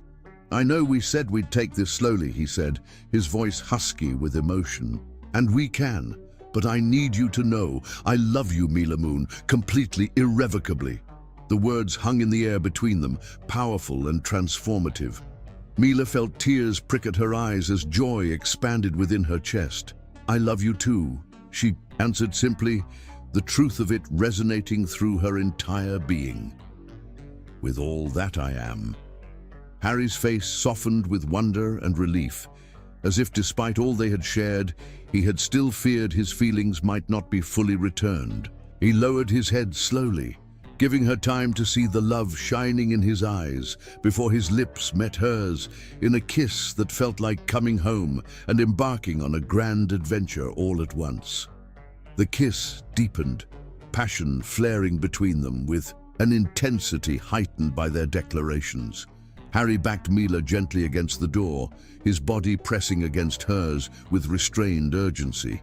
Her hands slid inside his jacket, feeling the heat of him through the fine fabric of his shirt as his lips left hers to trail fire along her jaw and down the sensitive column of her throat. "We shouldn't," Mila gasped, even as her head tilted to give him better access and her hands clutched him closer. "The gala." "Let them wait," Harry murmured against her skin, his hands sliding down to her waist, then lower, gathering the flowing fabric of her skirt. "I've been dying to touch you all night." The rational part of Mila's mind knew they should return to their guests, that their absence would eventually be noticed, that the rare book room was no place for the passion building between them. But as Harry's hand found bare skin above her stockings, rational thought fled, replaced by a need as ancient and powerful as the literary masterpieces that surrounded them. Later, minutes or eons, Mila couldn't tell, they leaned against each other, breathing hard, clothes hastily straightened, but composure still elusive. "We should get back," Harry said reluctantly, pressing his lips to her temple. "I'm surprised Sophie hasn't come looking for us yet." "She probably has," Mila replied, with a soft laugh, smoothing his hair where her fingers had disheveled it. "And wisely decided not to knock," Harry chuckled, the sound rumbling pleasantly against Mila's cheek where it rested against his chest. "Remind me to give her a raise." They separated slowly, each helping the other restore order to their appearance. As Harry adjusted Mila's necklace, which had twisted during their passionate encounter, his expression grew serious again. "I meant what I said, you know," he said quietly. "I love you. Not just in stolen moments like this, but in everyday life, in morning coffee and evening conversations, in disagreements and reconciliations, in all of it." Mila placed her hand over his where it rested against her heart. "I know," she said simply. "I feel the same way." As they prepared to return to the gala, Harry took Mila's face between his hands, his thumbs gently caressing her cheeks. "Soon," he promised, "we won't have to hide anymore. I want everyone to know how much I love you." The promise hung between them, sweet and full of possibility. Mila nodded, too moved to speak, and reached up to kiss him one more time, tender now rather than passionate, a seal on the vows they had just exchanged. With reluctance, they separated and left the rare bookroom, returning to the gala by different routes to avoid suspicion. As Mila descended the spiral staircase, she caught sight of Harry already back in the crowd, smiling at something an elderly patron was saying. As if sensing her gaze, he looked up, their eyes meeting across the store filled with literary luminaries. In that moment, surrounded by the greatest love stories ever written, Mila knew that none could compare to the one she and Harry were creating. Together, a tale of passion and tenderness, of unexpected beginnings and promises of forever, written not on pages but on their hearts. Chapter 7. Storm and shelter January arrived with a bitter cold that gripped the city in icy stillness. Inside Harmony Books, warmth prevailed as customers sought refuge from the winter chill, browsing shelves with gloved hands and unwinding scarves. As the store's heating enveloped them in comfort, for Mila and Harry, the new year had brought a resolution. After their declarations in the rare book room during the gala, they had decided to be open about their relationship. The announcement to the staff had been met with knowing smiles rather than surprise. Apparently, their attempts at discretion had fooled no one. "Sophie told me she knew the first week," Harry had admitted with a rueful laugh as they lay in bed that night. "Said we looked at each other like characters in a romance novel." "Well, we are in the book business," Mila had replied, nestling closer against his chest.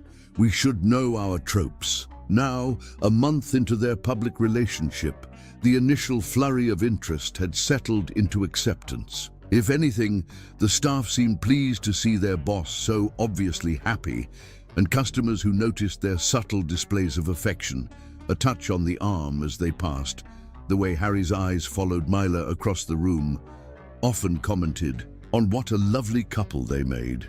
The only cloud on their horizon was the weather forecast for the weekend. Harry had planned a surprise getaway to a small beachfront cottage owned by a friend, a belated Christmas gift for Mila. Despite meteorologists' warnings about an approaching storm system, he remained determined to proceed. "It'll be romantic," he insisted when Mila expressed concern.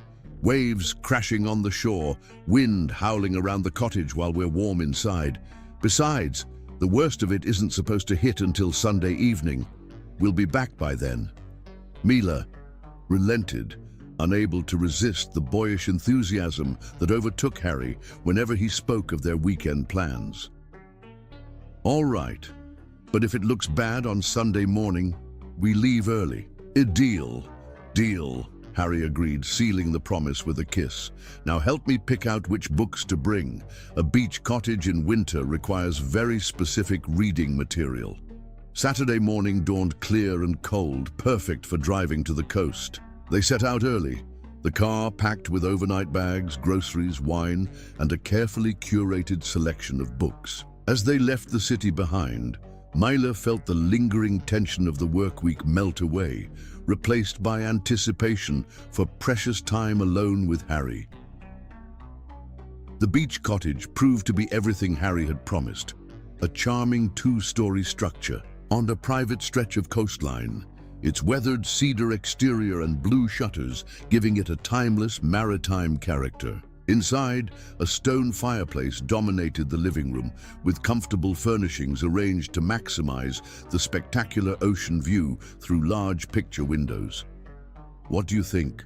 Harry asked, watching Mila's face as she explored the space, running her fingers along the built-in bookshelves that lined one wall. "It's perfect," she replied, turning to him with shining eyes. Absolutely perfect. They spent the afternoon walking along the deserted winter beach, bundled against the cold, their gloved hands intertwined. The ocean stretched grey and limitless. Before them, waves capped with white foam racing to shore in endless rhythm. They collected shells and sea glass, laughed as they dodged the occasional ambitious wave, and talked about everything and nothing. "I've never been to the beach in winter before," Mila confessed, as they paused to watch a flock of gulls wheeling against the pale sky. "It has a different kind of beauty than in summer." "More honest somehow," Harry agreed, his arm around her shoulders. No pretense, just raw power and endurance. He looked down at her, his expression suddenly serious. "Like love at its core, when you strip away all the romantic trappings." Mila leaned into him, understanding exactly what he meant. Their love had begun with the flutter of attraction, the dance of courtship, but had quickly revealed itself as something sturdier, a foundation that could weather storms both literal and metaphorical. "Speaking of raw power," she said, noting the darkening clouds on the horizon, "I think we should head back. That storm might be arriving earlier than predicted."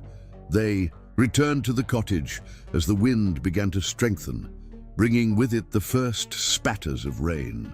Harry built a fire while Mila prepared a simple but delicious dinner, and they ate by firelight as the weather worsened outside.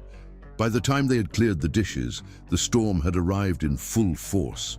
Wind lashed at the windows, rain came in sideways sheets, and the crash of waves against the shore had intensified to a thunderous roar. "So much for leaving early tomorrow," Harry said, peering out at the tempest. "I think we might be here until Monday." Mila wrapped her arms around him from behind, resting her cheek against his back. "There are worse places to be stranded." They settled on the sofa before the fire, Mila curled against Harry's side as he read aloud from one of the books they'd brought, a collection of seafaring tales that seemed perfectly suited to the soundtrack of the storm.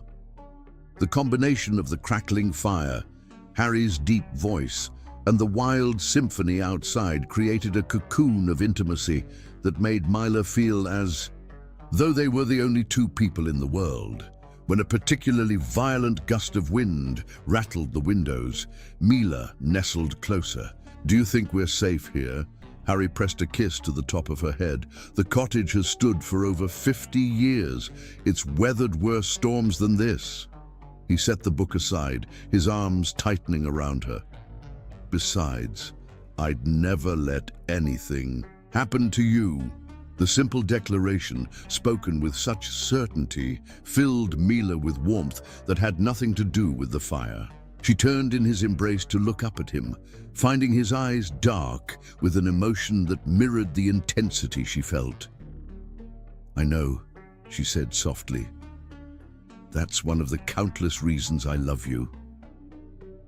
Harry's hand came up to cup her face, his thumb tracing the curve of her cheek with tender precision. "Tell me the others," he requested, his voice a low rumble that she felt as much as heard. Mila smiled, turning to press a kiss into his palm. "I love the way you treat books like old friends," she began. "The way you remember tiny details about people. Your laugh, especially when I've surprised it out of you. The little frown you get when you're concentrating on inventory spreadsheets." With each reason, Harry's expression grew more heated, his eyes never leaving hers. "Go on," he encouraged when she paused. "I love how passionate you are about the things that matter to you," Mila continued, shifting to straddle his lap, her hands framing his face. "How gentle you can be, despite your strength.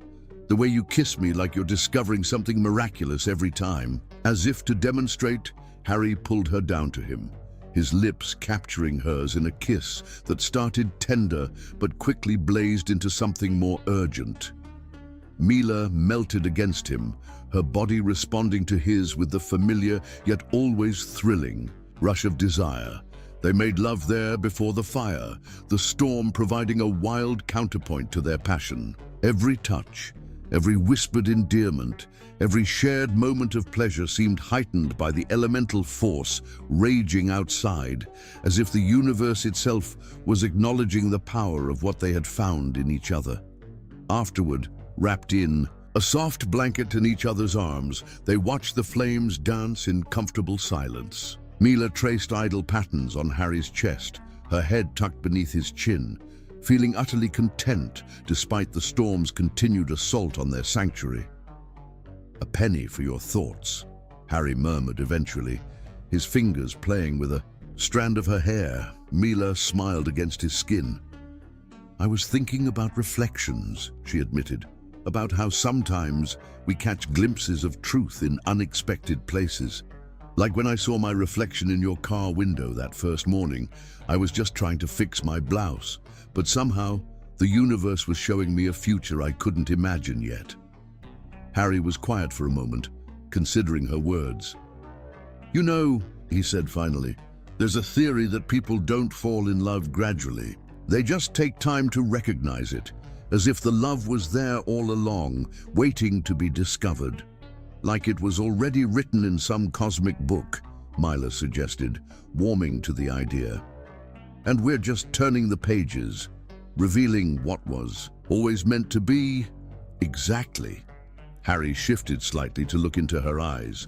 "I think I recognized it that first morning, though I couldn't name it then. Something about seeing you there, completely unguarded before you realized I was watching. It was like glimpsing something precious and rare." A flash of lightning illuminated the room, followed almost immediately by a tremendous crash of thunder. The lights flickered once, twice, and then went out, leaving only the fire to light the space. "Perfect timing," Mila laughed softly. "The universe providing mood lighting for your declarations." Harry chuckled, the sound a pleasant vibration against her cheek as she settled back against his chest. "The universe has good taste." They remained before the fire as the storm reached its peak, adding logs occasionally to maintain the warm glow that kept the darkness at bay. Outside, the elements raged, but inside their shelter, a different kind of elemental force prevailed. The deep, abiding connection between two people who had found in each other both safe harbor and thrilling adventure. As the night deepened and the fire burned low, Harry stood and held out his hand to Mila. "Let's go upstairs," he suggested, his eyes reflecting the golden firelight. "I want to fall asleep, listening to the storm with you in my arms." Mila placed her hand in his without hesitation, allowing him to lead her through the darkened cottage to the bedroom upstairs. The large windows there offered a spectacular view of the storm-tossed ocean, lightning periodically illuminating the churning waves. They slipped beneath cool sheets that quickly warmed with their shared body heat. Harry pulled Mila close, her back against his chest, his arm a secure weight across her waist. The rhythmic sound of his breathing, combined with the storm's relentless symphony, created the perfect lullaby. Just as Mila was drifting towards sleep, Harry spoke, his voice quiet but clear in the darkness. "Move in with me." The unexpected words brought Mila fully awake. She turned in his arms to face him, though she could barely make out his features in the dim light. "What did you say?" "Move in with me," Harry repeated, more confident now. "Your lease is up next month. Instead of renewing it, come live with me. Or we could find a new place together, whatever you want. I just know I want to fall asleep with you every night, not just when we can arrange it around work schedules and other obligations." Mila's heart raced with a mixture of excitement and uncertainty. It was a big step, one they hadn't discussed before. "Are you sure? We've only been together a few months." "I've never been more sure of anything," Harry said, his hand finding hers beneath the covers. "I love you, Mila. I want to build a life with you, starting with sharing a home." He paused, then added, "But if you think it's too soon, I understand." There's no rush.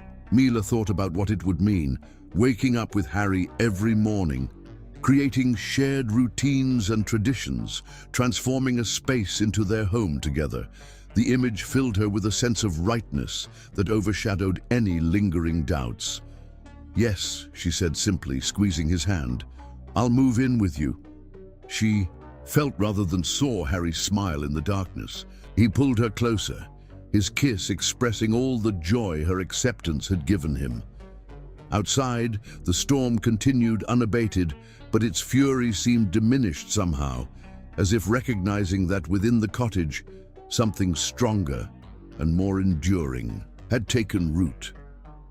As they drifted towards sleep, wrapped in each other's warmth, Mila realized that they had found in each other what humans had sought since time immemorial. Not just passion or companionship, but that rare and precious alchemy that transforms two separate lives into something greater than the sum of its parts. In Harry's arms, with the storm raging around their shelter, Mila felt she had discovered the true meaning of home. Not a place, but a person.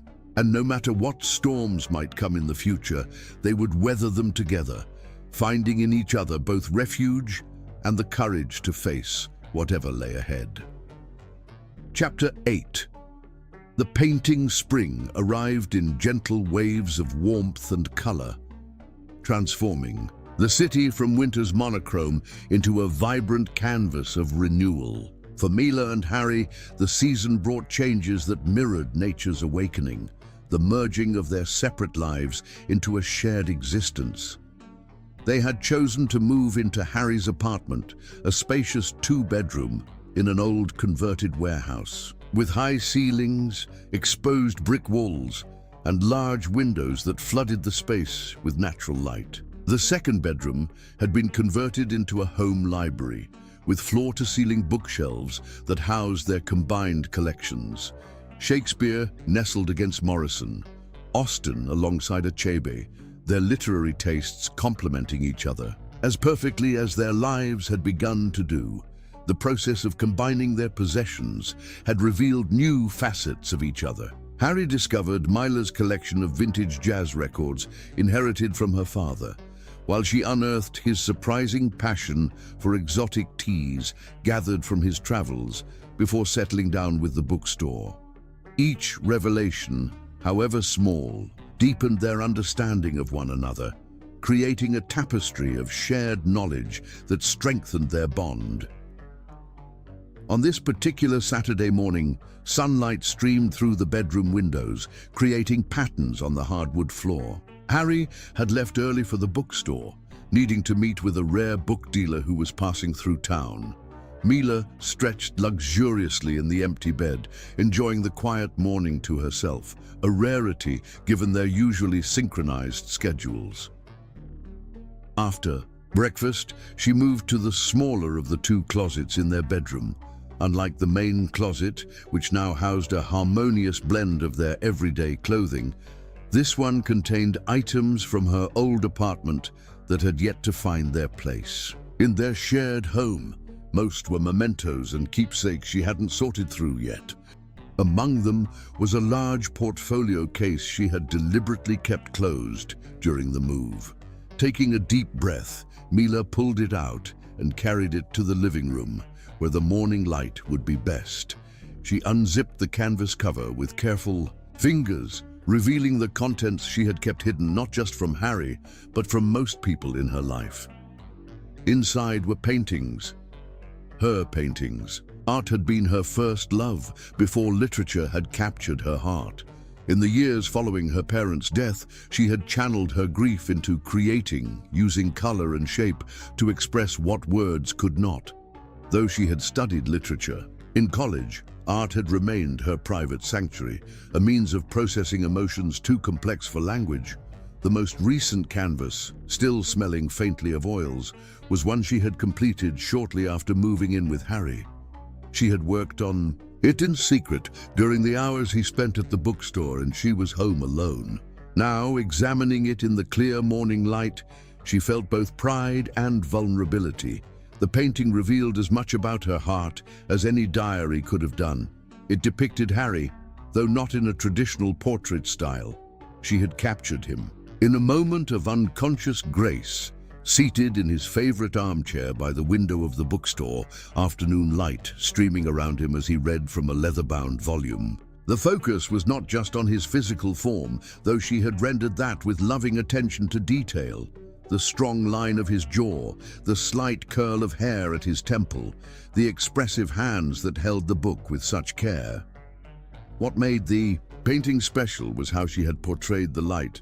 Not just the physical sunbeams, but a subtle luminosity that seemed to emanate from within him, radiating outward to touch everything in his vicinity. It was her vision of him, the essence of Harry as she experienced him, a source of warmth and illumination in her life. Mila was so absorbed in examining the painting that she didn't hear the apartment door open, only when a shadow fell across the canvas did she realize she was no longer alone. "The dealer cancelled," Harry began, then stopped abruptly as he registered what she was looking at. "Mila," she looked up quickly, caught between the impulse to hide the painting and the knowledge that it was too late. Harry stood frozen, his eyes fixed on the canvas with an expression she couldn't interpret. I was just..." Mila struggled to find words, suddenly feeling exposed in a way that was both terrifying and liberating. "I paint sometimes." Harry knelt beside her, his gaze never leaving the image she had created of him. "You painted this?" he asked, his voice hushed with what she now recognized as awe rather than displeasure.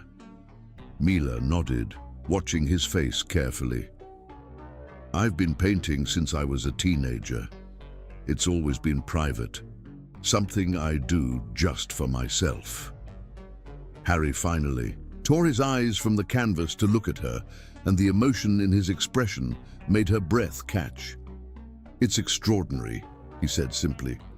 "I had no idea you had this talent. There's a lot you can express in a painting that you can't put into words," Mila explained, relaxing slightly at his positive reaction. "Even for someone who loves literature as much as I do, sometimes colors and shapes can say things that language and can't." Harry returned his attention to the painting, studying it with the same careful consideration he gave to first editions. "The way you've captured the light," he said softly. "Is that really how you see me?" The question held a vulnerability that touched Mila deeply. She reached out to take his hand, threading their fingers together. "Yes," she admitted, "that's exactly how I see you." Harry was silent for a long moment, still looking at the canvas. When he finally spoke, his voice was thick with emotion. "No one has ever seen me like that before." The simple statement contained multitudes, a history of being appreciated for surface qualities or practical abilities rather than his essence, of being known but not truly seen. In creating this painting, Mila had given him the rare gift of being witnessed at his core. "I've been working on it since we moved in together," she explained. "I wanted to capture what you mean to me, how you've brought light into my life." Harry turned to her then, his free hand coming up to trace the curve of her cheek with gentle fingers. "You've done the same for me," he said, his eyes holding hers with an intensity that made her heart race. "Before you, I had the bookstore, my passion for literature, but there was a solitary quality to my life that I had accepted as inevitable." His thumb brushed across her lower lip in a caress that sent shivers down her spine. "You changed that," he continued. "You filled empty spaces I didn't even know existed." Mila leaned into his touch, overwhelmed by the depth of feeling between them. "That's what love does," she said softly. "It completes us without diminishing our individuality." Harry smiled, the expression transforming his face with the very luminosity she had captured in paint. "The literature professor and the secret artist," he mused. "We're full of surprises, aren't we?" "Life would be boring otherwise," Mila replied, returning his smile. Harry's gaze returned to the painting, his expression becoming thoughtful. "Would you show me the others?" he asked, gesturing to the portfolio that contained the rest of her work. Mila hesitated only briefly before nodding. Sharing her art with him felt like the final barrier falling between them, the last private chamber of her heart opening to his gentle inspection. One by one, she showed him the paintings that chronicled her journey, landscapes from her childhood, abstract expressions of grief after losing her parents, studies of light and shadow that reflected her evolving emotional states, and more recently, images inspired by their relationship: the bookstore at dawn, the beach cottage during the storm, the intertwined shadows they cast while dancing in the moonlight. Harry examined each with reverent attention, occasionally asking questions about her technique or inspiration, but mostly absorbing them in appreciative silence. When they had gone through all of them, he sat back on his heels, regarding her with new understanding. "You're extraordinary," he said finally. "These paintings, they're like glimpses into your soul. Thank you for sharing them with me." The simple gratitude in his voice brought tears to Mila's eyes. "You're the first person I've shown them to in years," she admitted. "Not because I was hiding them exactly, but because they're so personal." "I understand," Harry assured her, squeezing her hand. "They're extensions of yourself." He paused, seeming to consider something carefully before speaking again. "Would you consider displaying some of them? Not necessarily for sale, but perhaps on the walls of our home, or even a small exhibition at the bookstore." The suggestion both thrilled and terrified Mila. "I don't know," she said honestly. "They've been private for so long. The idea of others seeing them is daunting." "Of course," Harry said immediately. "It was just a thought. They're yours to share or keep private as you wish." His immediate respect for her boundaries, even in his enthusiasm, reinforced yet again why she loved him so deeply. No pressure, no expectation, just support for whatever she decided. "I'll think about it," Mila promised. "Maybe starting with hanging a few here at home and seeing how that feels." Harry smiled, pulling her into his arms. "No rush," he murmured against her hair. "We have all the time in the world." As Mila melted into his embrace, she felt a profound sense of acceptance wash over her. In sharing her art, she had revealed a fundamental piece of herself, and Harry had received it with the same loving care he showed in all aspects of their relationship. Later that afternoon, they hung the painting of Harry in their living room, where the light caught it in the same way it had captured the subject in the bookstore. Standing back to observe it, Harry wrapped his arms around Mila from behind, his chin resting on her shoulder. "Now I'll always know how you see me," he said softly, "even on days when I might forget." Mila leaned back against him, her hands covering his where they rested against her waist. "I'll remind you," she promised, "every day in 1,000 different ways." Harry turned her in his arms, his expression suddenly serious. "I've been thinking," he began, his hands coming up to frame her face, "about the future, our future." Mila's heart quickened at the intensity in his voice. "What about it?" "I want everything with you, Mila," he said simply. "A home, a family, growing old, surrounded by books and art and love." His thumbs traced gentle patterns on her cheekbones. "I don't need formal ceremonies or legal documents to know that you're the one I want to spend my life with, but I want you to know that's where my heart is." It wasn't quite a proposal, but rather something more fundamental, a declaration of intention, a mapping of a shared future. Mila felt tears well in her eyes, not from sadness, but from the overwhelming fullness of her heart. "That's where my heart is too," she whispered, rising on tiptoes to press her lips to his. The kiss deepened, a physical expression of the commitment they had just voiced. Harry's arms tightened around her waist, lifting her slightly, as if he couldn't bear even the smallest distance between them. Mila wound her arms around his neck, surrendering to the wave of love and desire that swept through her. Without breaking the kiss, Harry began walking them backward toward the bedroom, their steps a clumsy dance of shared purpose. "I thought the dealer cancelling was disappointing," he murmured against her lips. "Now I see it was the universe giving us this moment instead." "The universe has good timing," Mila replied, echoing his words from the storm-swept cottage as she pulled him down onto their bed. Their lovemaking that afternoon had a new quality to it, a heightened awareness of each other, a celebration of being fully known and accepted.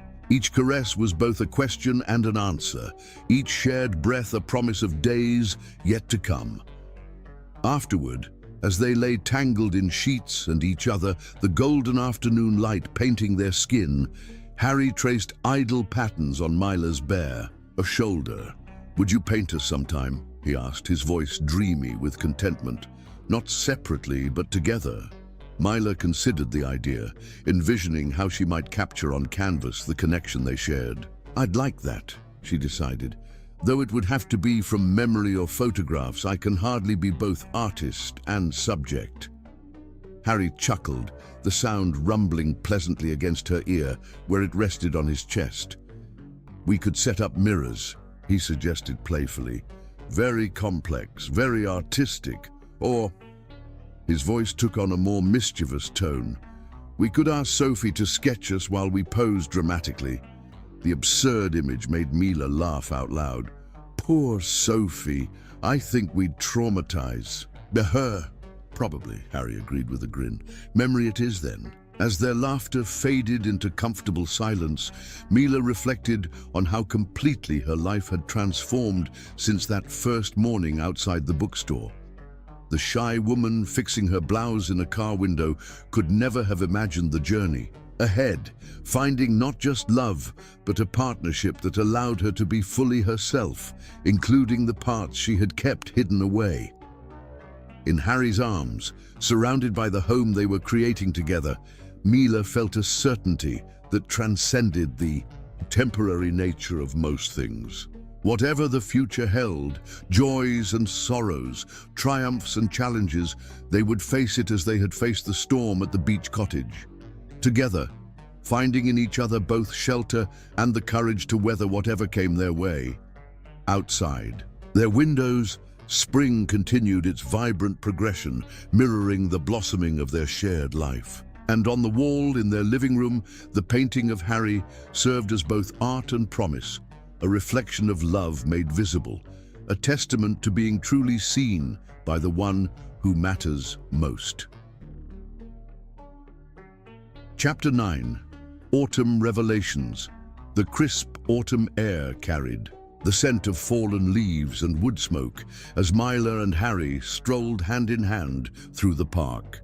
The trees around them blazed with color, golden yellows, fiery oranges and deep crimsons, creating a canopy that seemed to catch fire when the late afternoon sun broke through the clouds. "I never truly appreciated autumn until I met you," Harry said, squeezing her hand gently as they walked. "You've taught me to see the beauty in transitions." Mila smiled up at him, her heart full. The past several months of living together had deepened their connection in ways she hadn't thought possible. Each day revealed new facets of Harry to love. The way he hummed while making coffee in the morning, how he always dog-eared the corners of books despite selling them for a living, the gentle snore that sometimes woke her in the middle of the night, but that she found endearing rather than annoying. "I've been thinking," Harry continued, his voice taking on a thoughtful quality that immediately captured her full attention, "about your paintings. Since revealing her art to him 3 months ago, Mila had slowly grown more comfortable sharing this part of herself. Several of her pieces now hung in their apartment, and she had even set up a small studio space in the corner of their home library where natural light streamed through the tall windows. "What about them?" she asked, curious about the direction of his thoughts. "The Fall Arts Festival is coming up next month at the bookstore," he said, gesturing to a poster advertising the event as they passed a community bulletin board. "I think you should consider exhibiting some of your work." Mila felt a flutter of both excitement and apprehension in her chest. She had been painting more frequently in recent months, finding a renewed passion for the art form that had once been her primary emotional outlet. But sharing her work with Harry was one thing. Displaying it for public viewing and critique was entirely another. "I don't know, Harry," she said hesitantly. "My paintings are personal. I'm not sure I'm ready for strangers to see them." Harry stopped walking and turned to face her, taking both her hands in his. The autumn sunlight caught in his eyes, warming them to amber. "I understand," he said softly, "and I would never push you to do something you're not comfortable with. But Mila, your work is extraordinary. The way you capture light and emotion, it's a gift that deserves to be shared." He paused, his thumb tracing gentle circles on the back of her hand. "Think of how many times a book has touched your life, how words written by someone you've never met have made you feel understood. Your art could do that for someone else." His words resonated within her, touching on the very reason she had fallen. In love with literature, its power to connect human experiences across time and space. The idea that her paintings might offer someone else that same connection was both terrifying and compelling. "I'll think about it," she promised, reaching up to brush a fallen leaf from his shoulder. "That's all I can say for now." Harry smiled, clearly understanding that this was neither acceptance nor refusal, but genuine consideration.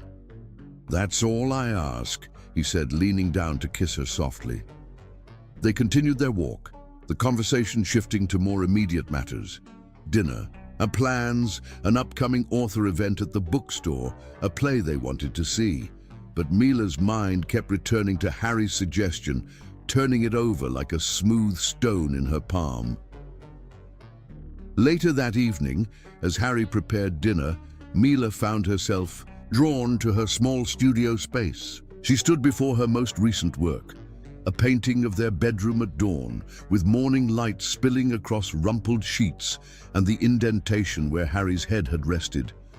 It was intimate, without being explicit, capturing a moment of peaceful solitude in their shared life. The thought of strangers viewing this moment made her stomach tighten with anxiety. But there was something appealing about the idea as well, a validation of the life she and Harry were building together, a declaration of her love made public through her art. Lost in thought, she didn't hear Harry approach until his arms slipped around her waist from behind, his chin coming to rest on her shoulder. "That's my favorite," he murmured, his breath warm against her neck. "It feels like a glimpse into our own private world." "That's what scares me about showing my work," Mila admitted, leaning back against his solid warmth. "It's like inviting strangers into our bedroom." Harry was quiet for a moment, considering her words. "I understand that," he said finally, "but I also think there's something powerful about sharing our truth with the world. Not everything, of course, but glimpses of the beauty we've found together." He turned her in his arms to face him, his expression suddenly serious. "Speaking of sharing our truth," he continued, his voice taking on a new depth that made her heart skip. "There's something I've been wanting to ask you." Mila felt a shift in the atmosphere between them, a sense of momentous possibility hovering in the air. "What is it?" she asked, her voice barely above a whisper. Harry took a deep breath, his eyes never leaving hers. "I've been carrying this around for weeks, waiting for the perfect moment," he said, reaching into his pocket. "But I'm beginning to think there's no such thing as a perfect moment, just perfect because we're in it together." Mila's breath caught in her throat as Harry withdrew a small velvet box from his pocket. Time seemed to slow as he sank to one knee before her, the last rays of sunset streaming through the window to bathe them both in golden light. "Mila Moon," he said, his voice steady despite the emotion shining in his eyes. "You walked into my life, or rather, used my car window as a mirror, and everything changed. You've brought color and light and laughter into my world in ways I never imagined possible." He paused, taking a breath as if to steady himself.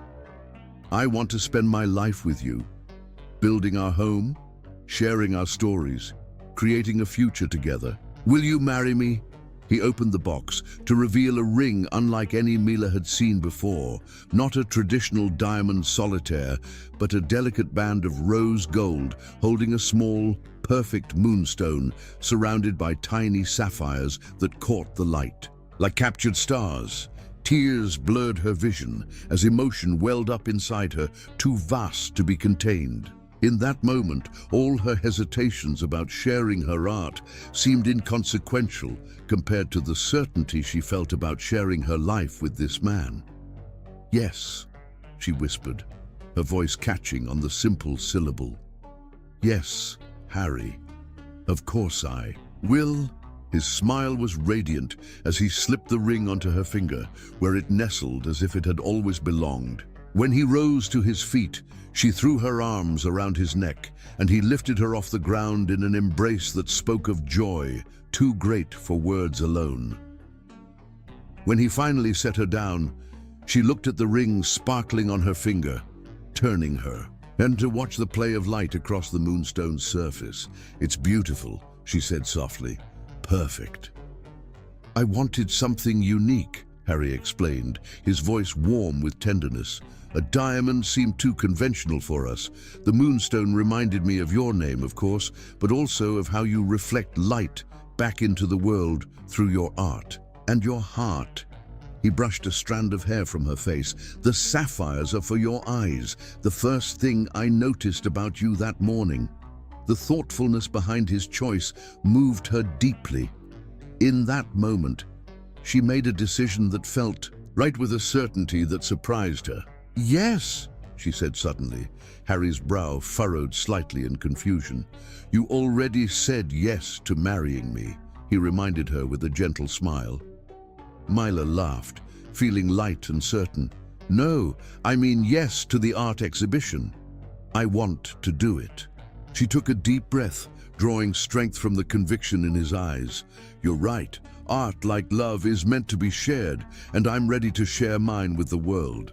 The joy that bloomed across Harry's face was worth any anxiety she might feel about the decision. He pulled her close again, burying his face in her hair.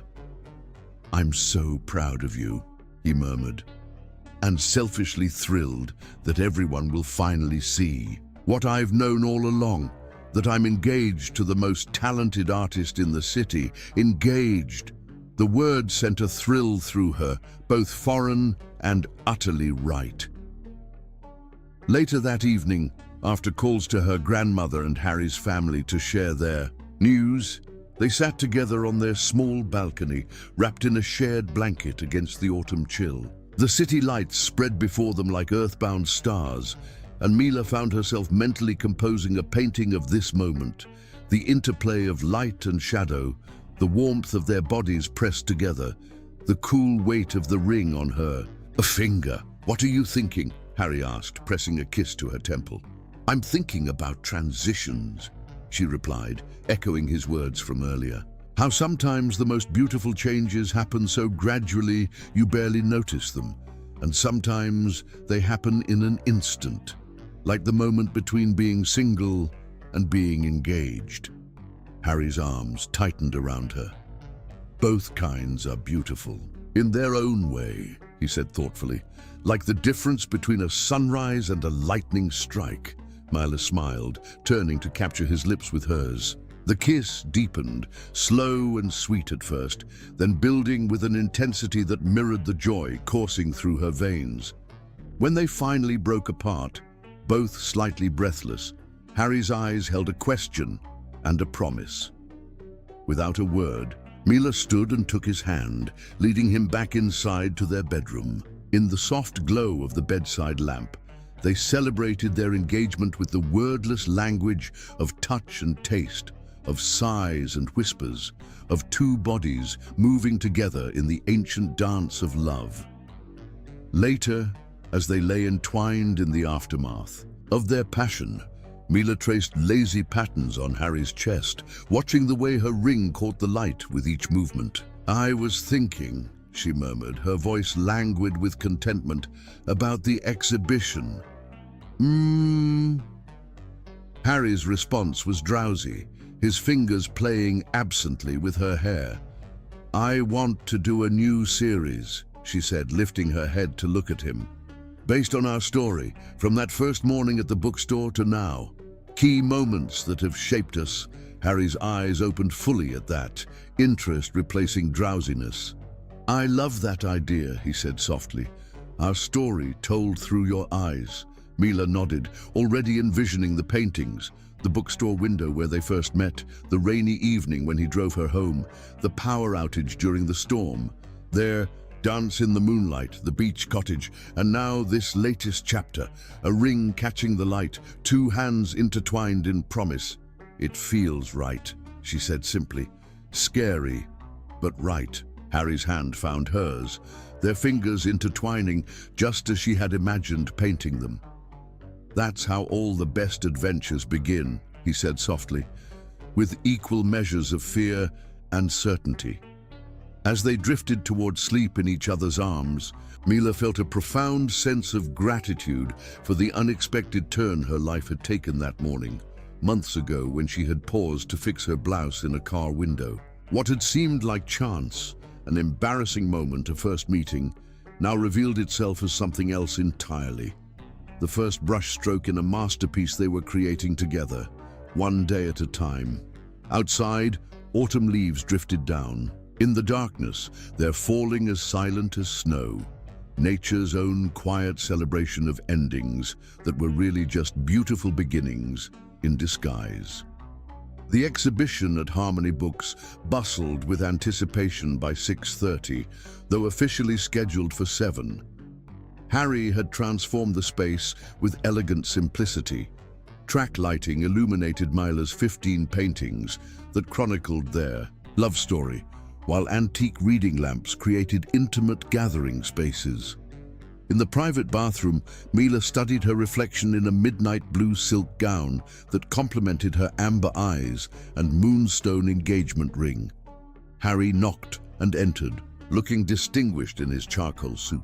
"I know it's bad luck for the groom to see the bride before the wedding," he smiled, "but I don't think there are any superstitions about seeing your fiancée before her debut as an artist."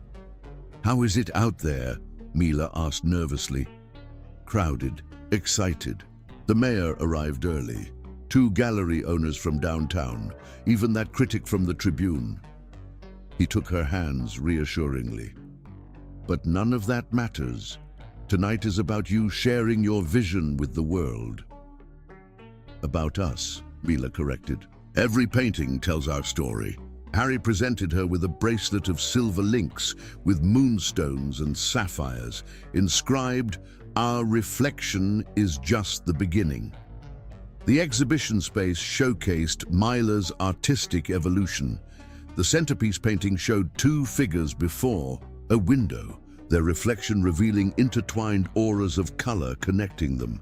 "This one will never be for sale," Harry murmured, "no matter what offers come in." As the exhibition progressed, 7 paintings sold. The Tribune critic discussed her technique, and a gallery owner pressed her card into Mila's hand. By 11, as guests departed, Mila stood before the painting of their first meeting, where she had used Harry's car window as a mirror. "So much from such a small moment," Harry said as he joined her. "Sometimes the smallest moments contain the seeds of everything that follows." At home, their celebration continued with passionate lovemaking that began with deliberate appreciation and built to urgent need. Afterward, lying in moonlight, Harry shared his vision of their future: a spring wedding, honeymoon in the mountains, a house with a studio for her and library for him, perhaps children someday. As dawn approached, Harry gave her one final gift, a handmade leather journal titled "Reflections of Love, Our Story." "I thought you might want to write our story as well as paint it," he explained. As the first light touched their window, Mila knew their story was just beginning. Whatever challenges lay ahead, they would transform even difficult chapters into something beautiful, a masterpiece crafted with choices made in love day after day, year after year.